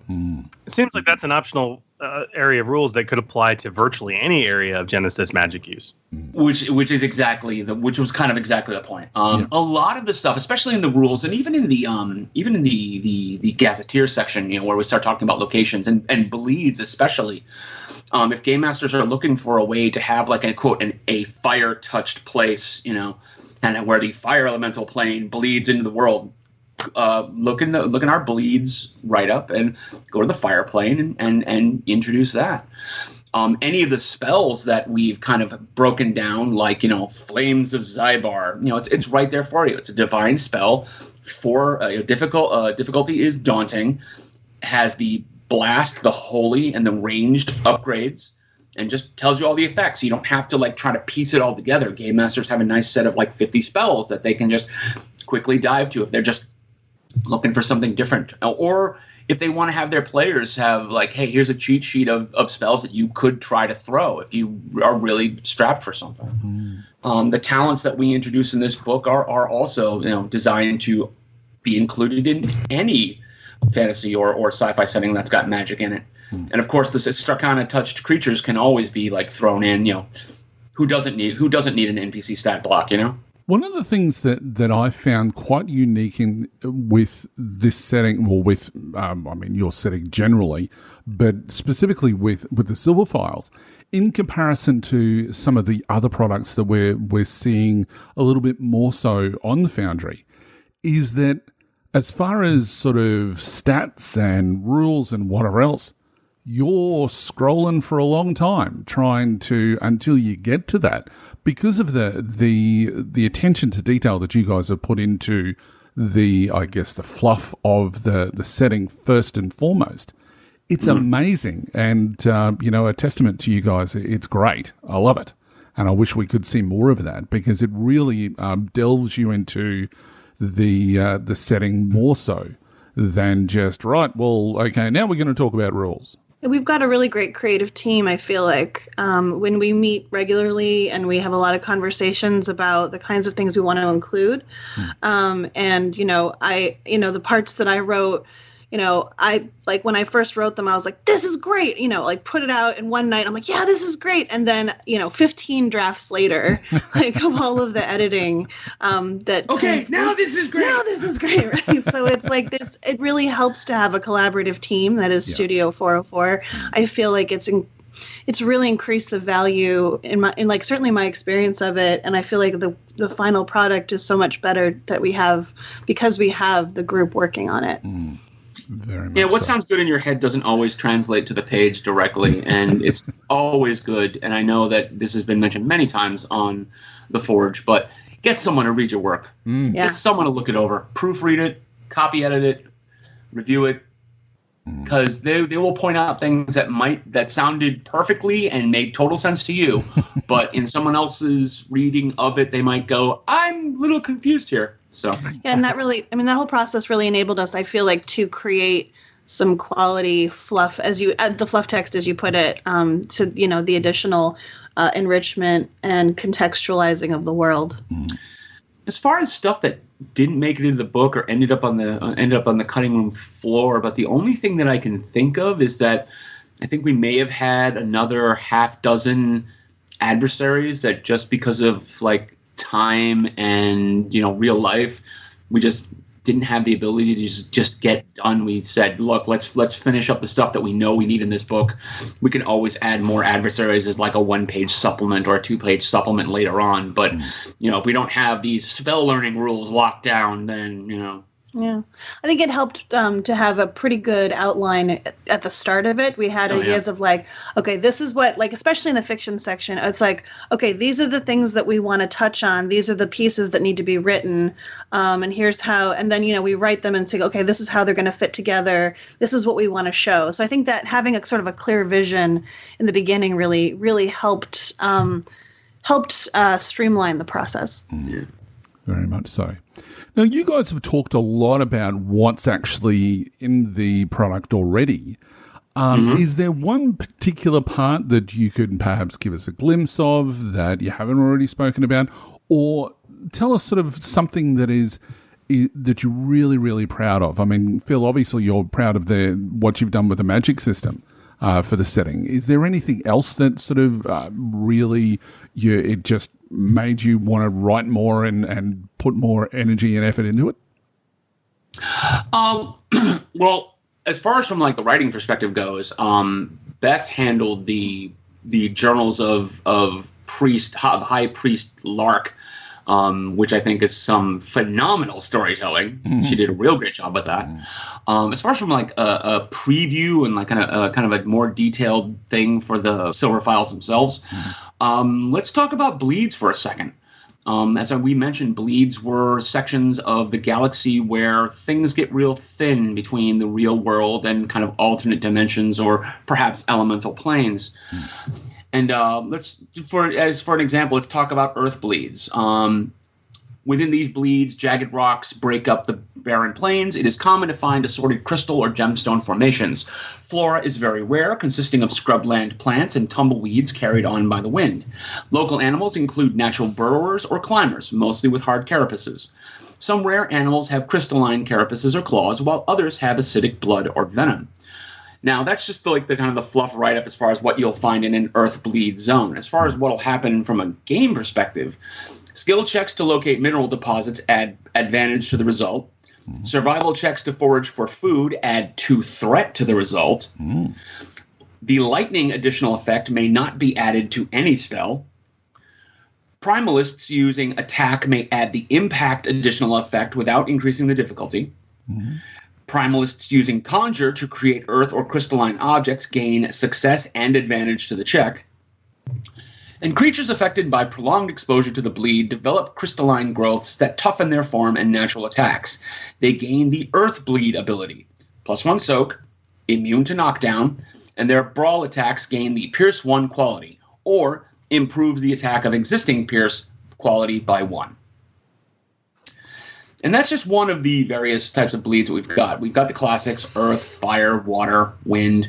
We also have some rare bleed types, such as Decay and Dream and Vital. And additional bleeds may come in to be introduced in later products. Very interesting. I want to know why there's no lightning. That's cool. Don't tell me. Okay. Leave that for people to read for themselves. There you go. I'm really pleased with this supplement, guys. It's a good supplement for a couple of reasons. One, it obviously expands incredibly well on the existing Starcana lore. So Starcana fans that are out there are going to get a lot out of this supplement. It's kind of a must buy. In addition to that, though, for people who, haven't delved into Starcana yet, this is a great place to start. But I'm sorry, any Genesys group that is running a fantasy game or any game with magic in it can use half of the content in this without exception. The new threats, the new magic capabilities, and quite frankly, the bleed zones, those can be easily transitioned to any fantasy setting where you've got, my brain goes to Eberron, right? Sure. Where you have manifest zones for people trying to replicate that. But any place where you've got this weakness between planes of existence, it's good stuff. So, for those of you listening, seriously, you've got to give this a check out. It's well worth the price of admission, and something that's going to bring a lot to your games. So I want to thank you guys for coming on to talk to us about it. I guess my last question is the obligatory, but also very importante question: what is next from Studio 404? Next for Studio 404 is Gamer Nation Con. Yep. I absolutely love it. You guys are running a series of special events at Gamer Nation Con. We're going to have a dedicated table. Yes, we are. I can't wait. I will be running Starcana. Kimber will be running a urban fantasy, kind of a interesting hodgepodge between like Stranger Things and the Dresden Files. Nice. I'm really excited about that. Alex is going to be running a spy-themed superhero Weird War setting. Anyone who played his superhero Weird War setting last year, same or pretty much most of the same characters, but definitely much more of a World War I/2 spy theme going on there. So that should be a lot of fun. And Brett will be running a how do we describe it? Post-magical apocalyptic heist adventure. That's cool. There's written all over it. Oh my! And I'll be covering it all from a social media perspective. So keep an eye on our social media feeds. Nice. Very. You can find it all at studio404games.com. I'm the marketing person. I have to do that. Obviously. That's the plug. Absolutely. Absolutely. Well, guys, thank you so much for joining us today. We really appreciate it. Thank you. Thank you. Studio 404 is amazing, and so is Phil and Beth. They're great. That was a great interview. Dude, Brett, Kimber, the whole crew, Alex, the whole crew. They're just fantastic. Yeah. Can't wait to see them at Gamer Nation Con. And take part, perhaps hopefully personally, in some cases vicariously, in the amazing games they will be running. I absolutely cannot wait. But big props to them. And if you guys haven't, God, what are you doing if you're living under a rock? If you haven't checked out Starcana yet, please do so. It's a fantastic setting and a real benefit to the Genesys system and the Foundry overall. Super exciting. I absolutely love it. Absolutely love it. But you know what else I love, Hooli? Oh, I don't know, Chris. What do you love? I love cake. I also love listener questions. Yeah. And discussing them. And I think we may have a few. We do. And we're going to ask those and answer them in Under the Hammer. Under the Hammer. And welcome to Under the Hammer, the segment where we answer your games and rules questions about the Genesys role-playing game as it impacts both rules, content creation, and play. Again, we've got some great questions this week with a couple coming from our Patreon supporters and a follow-up question or two from our previous episodes, which is cool. Of course, if you would like to join and get your questions to run to the top of the queue, you can join our Patreon at patreon.com/ForgeGenesis and become a Tier 2 supporter today. All right, Chris, what's our first question? Mm-hmm. Our first question comes in from David Klempa via email, who says the following. I started listening to the new episode 14 he's referring to, and a question occurred to me regarding the uses of skullduggery. If you were playing a gambler in a session of, say, Dusters and Dragons, love it, and you wanted to cheat in a poker game, what skill would you use, stealth or skullduggery? Neither? I don't So basically the answer to that is maybe either or. It depends on what the intention is, and it depends on how the player is describing. However, Star Wars does answer the question for us, and it's actually cool. So if you're wanting to be doing that sort of stuff, if any sort of card game where, you know, you're trying to keep yourself nice, calm, and not giving away any of your tells, cool is the one to use. But if you wanted to be a little bit more, what's the word I'm looking for, Chris? A cheat. That if you want to be a cheat, yes. So if you want to be a cheat, skullduggery could be definitely a rule, a skill that you could use in this sort of scenario. What's your thoughts? I think skullduggery or deception are the two go-to skills for cheating. Yep. Strangely enough, David, I would not allow stealth for cheating at games of chance. Yep. I flat out wouldn't allow it because stealth is about hiding your person, not being seen or noticed from a bodily standpoint. Cheating at a game of chance, like palming a card or manipulating a die or something like that, that is very much the realm of sleight of hand or pickpocketing, and that is distinctly the realm of skullduggery. Yep. I mean, as you go. So you can cheat in one of two ways. You can either do it through sleight of hand, or you can do it through flat out lying. Okay. And that is where deception could potentially come in play. But the go-to skill is going to be skullduggery. Yeah. Yeah. And then for standard gambling, if you want to be an honest, upright gambler, as Willie said, yeah, it's cool. So yes, it's the art of the bluff. Any sort of games of chance, specifically cards, because it is so close quarters, it's very much a social interaction. And it's the manipulation and those mind games that you play with people. You know, so yeah, definitely more of a social skill. And look, you could, if you want to go down that path, you can almost use the social skill rules for that sort of a thing as well. Yeah. All right, so our second question comes from GM Goodmo, or however it's pronounced. You know what I'm like with names. Anyway, they ask via email. Hi there. Hi. Hello. Love the show and listen all the time. Well, thanks very much. I'm glad you do, and hopefully you're still listening. I'm trying to find the question you mentioned on a previous episode regarding whether social strain carries over to combat, with usual recovery of strain occurring when ending an encounter. I'm a bit confused by it, as I've heard other podcast GMs in a live play wipe the strain from the social encounter when transitioning to a new encounter. Any help would be appreciated. Best regards, GM Goodmo. So clearly that GM is wrong, and he's doing it wrong, and he's failed the game. He's just not. No. This is really a piece of GM discretion, Goodmo. Yeah. There is a lot we can infer from the rules as written, but there is no direct rule that states how this would work. Okay. Here's what we can infer from the rules as written. A social encounter or social combat is another encounter, just like a combat encounter. If you move from one combat encounter to one combat encounter, the GM doesn't wipe your strain. You make your end of encounter strain recovery roll, and you got to deal with, just like wounds, with the damage you just took. Okay.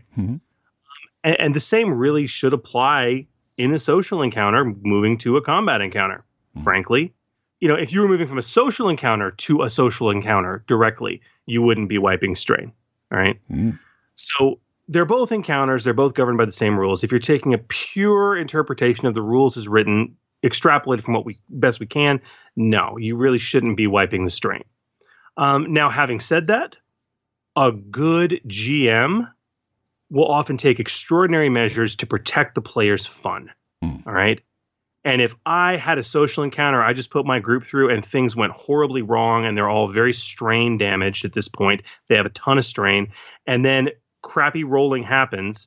And either through no fault of our own, it was just the dice's fault, or because as a GM, sometimes I just get caught up and have a hard time planning things appropriately, I end up kicking them directly into a combat encounter. I might have them wipe their strain if it's going to be a nasty combat encounter, but I'll do that to keep my party from dropping. You know what I mean? Yeah. Those are some of the, those are the calls you sometimes have to make. All right. But if you're looking for a pure interpretation of the raw, although we don't have an actual raw ruling, we can extrapolate a lot. And my interpretation and well-reasoned opinion is that no, there's nothing that says you should wipe strain completely. And one thing that again, I look at it from a storytelling perspective or a movie perspective. If you've got people that have been taking part in a social encounter and their strain is really affected, and let's say that they were trying to negotiate a deal and then suddenly the air raid sirens go off and so they have to jump in their planes and take off and do combat.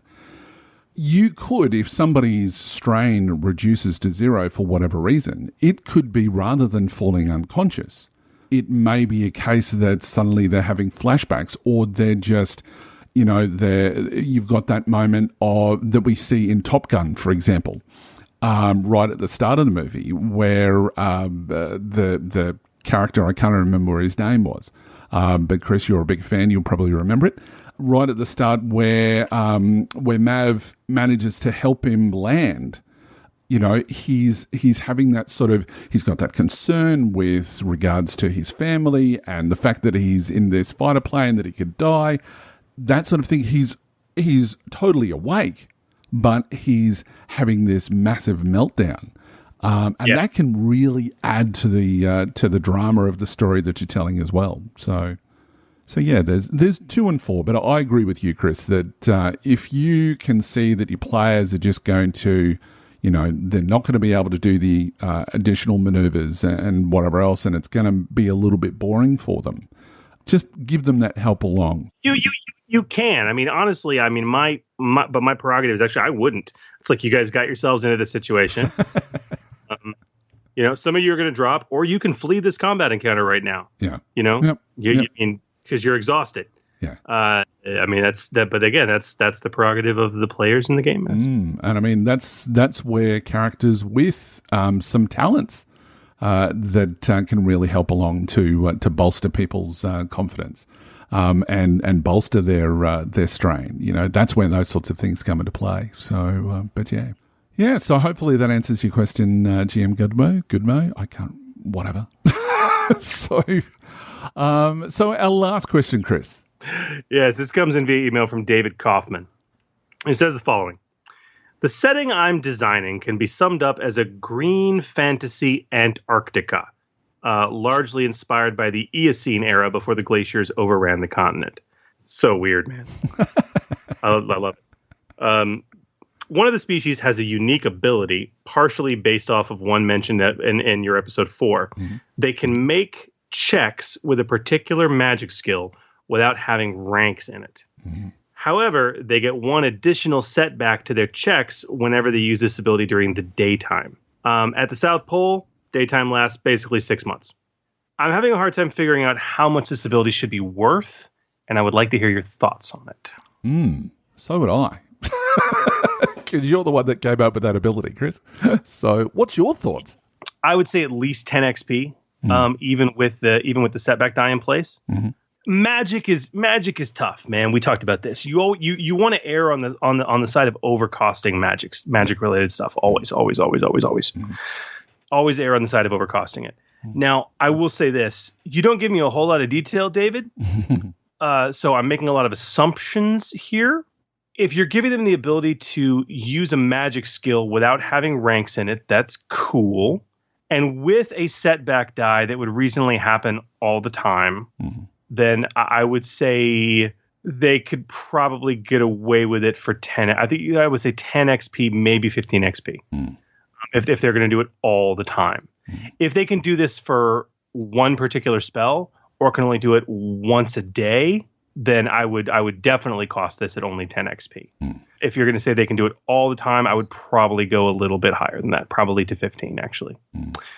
But that's my rough gut estimate, because I mean this is powerful. I mean it's a core staple ability of things they can do that, without having to spend skill ranks in it, and that breaks one of the fundamental rules of Magic. So you're going to cost things a little higher for that, and you're going to give them a lot of benefit without having to take the appropriate career or even if they can even access it, skill rank. So yeah, I would definitely do it at probably 15 XP, maybe 10. Yeah, I knew you'd know the answer because I was a bit stumped when it came to that, but.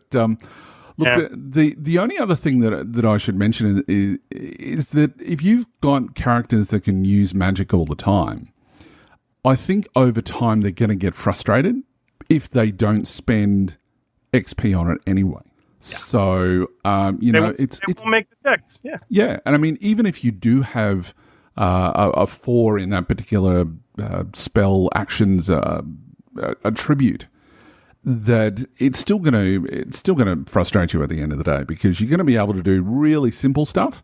You're going to have a setback for the most part for any sort of check. So I think that probably at the start it may be beneficial, but I think that over time that would sort of it wouldn't have as bigger impact. Because they would eventually be spending some points in those magic skills. Yeah. Anyway, that's my 2 cents worth. It's a good 2 cents. I hope that helps, David. And if you give us more details, I'll give you a more detailed response. I promise. Absolutely. Just email us back. Yep. Sounds good. Or, post it up elsewhere, and maybe we can talk about that. Because, Hooli, those were good questions, but this unfortunately brings us to the end of yet another show. And so it does. But we'll be back in just a couple of weeks for a return to our ongoing segment of Magic and reskinning it in the Genesys system. That's right, listeners. Our next episode will be the penultimate show on the planned Magic series, although we shall no doubt return in the future. But we're going to be taping up the final bits of wrapping paper on our big box of reskin Magic into mutant powers, with a continuation of our discussion, taking a deep look at talent creation, usage penalties, and also specific recommendations and tables for threat and despair for mutant powers, and how that can be and should be modified appropriately. Yeah, and I've been doing all my research because I'm obviously going to put in some talents in there as well. So, I've been listening to the previous episodes myself. So I've got a lot out of what we've discussed about Magic so far. So it's been really good. So hopefully you listeners have also got just as much out of it as I have.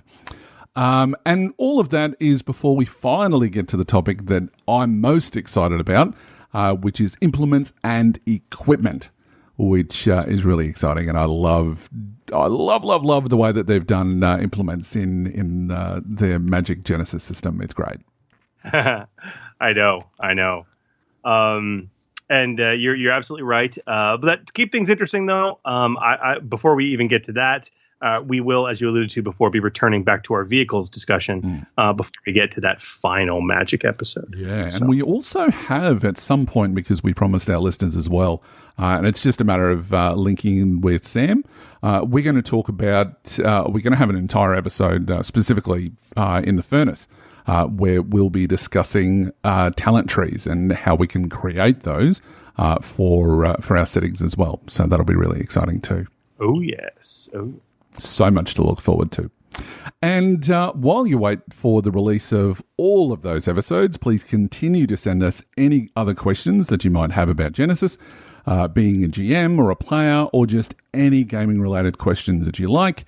And how can they do that, Chris? Easy. You guys can email us at forgegenesis@d20radio.com, or Perhaps even easier, post it up via one of our many social media platforms, including Facebook, Twitter, YouTube, and Reddit, simply by searching at Forge Genesis.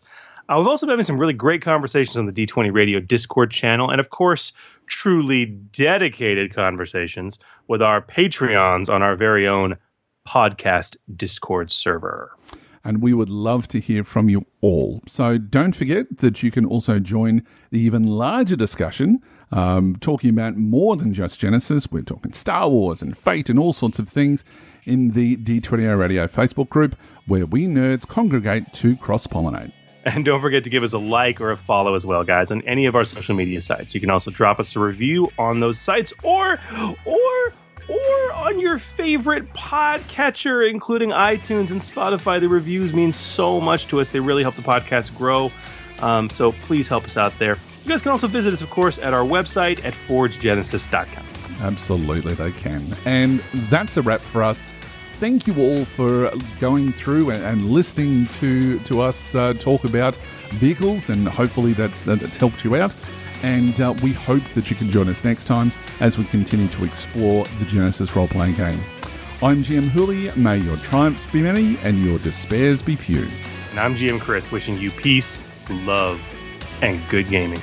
Thanks again for joining us, and remember, the Forge Podcast, helping you hone your gaming edge. The Forge, a Genesis podcast, is a proud member of the D20 Radio Network. For more information about the network, visit www.d20radio.com. The Forge is a fan-generated podcast. All the information provided on the podcast, social media, and related website is not affiliated with Fantasy Flight Games or any of their licensors. The content of this podcast remains the property of the Forge, a Genesis RPG podcast, and is intended for educational and informational purposes only. The Genesis role-playing game, Genesis logo, Genesis Foundry, content, and all material remain the property of Fantasy Flight Games. All products available on the Genesis Foundry website remain the property of their respective companies and individuals. For more information about the Forge, a Genesis RPG podcast, visit www.forgegenesis.com.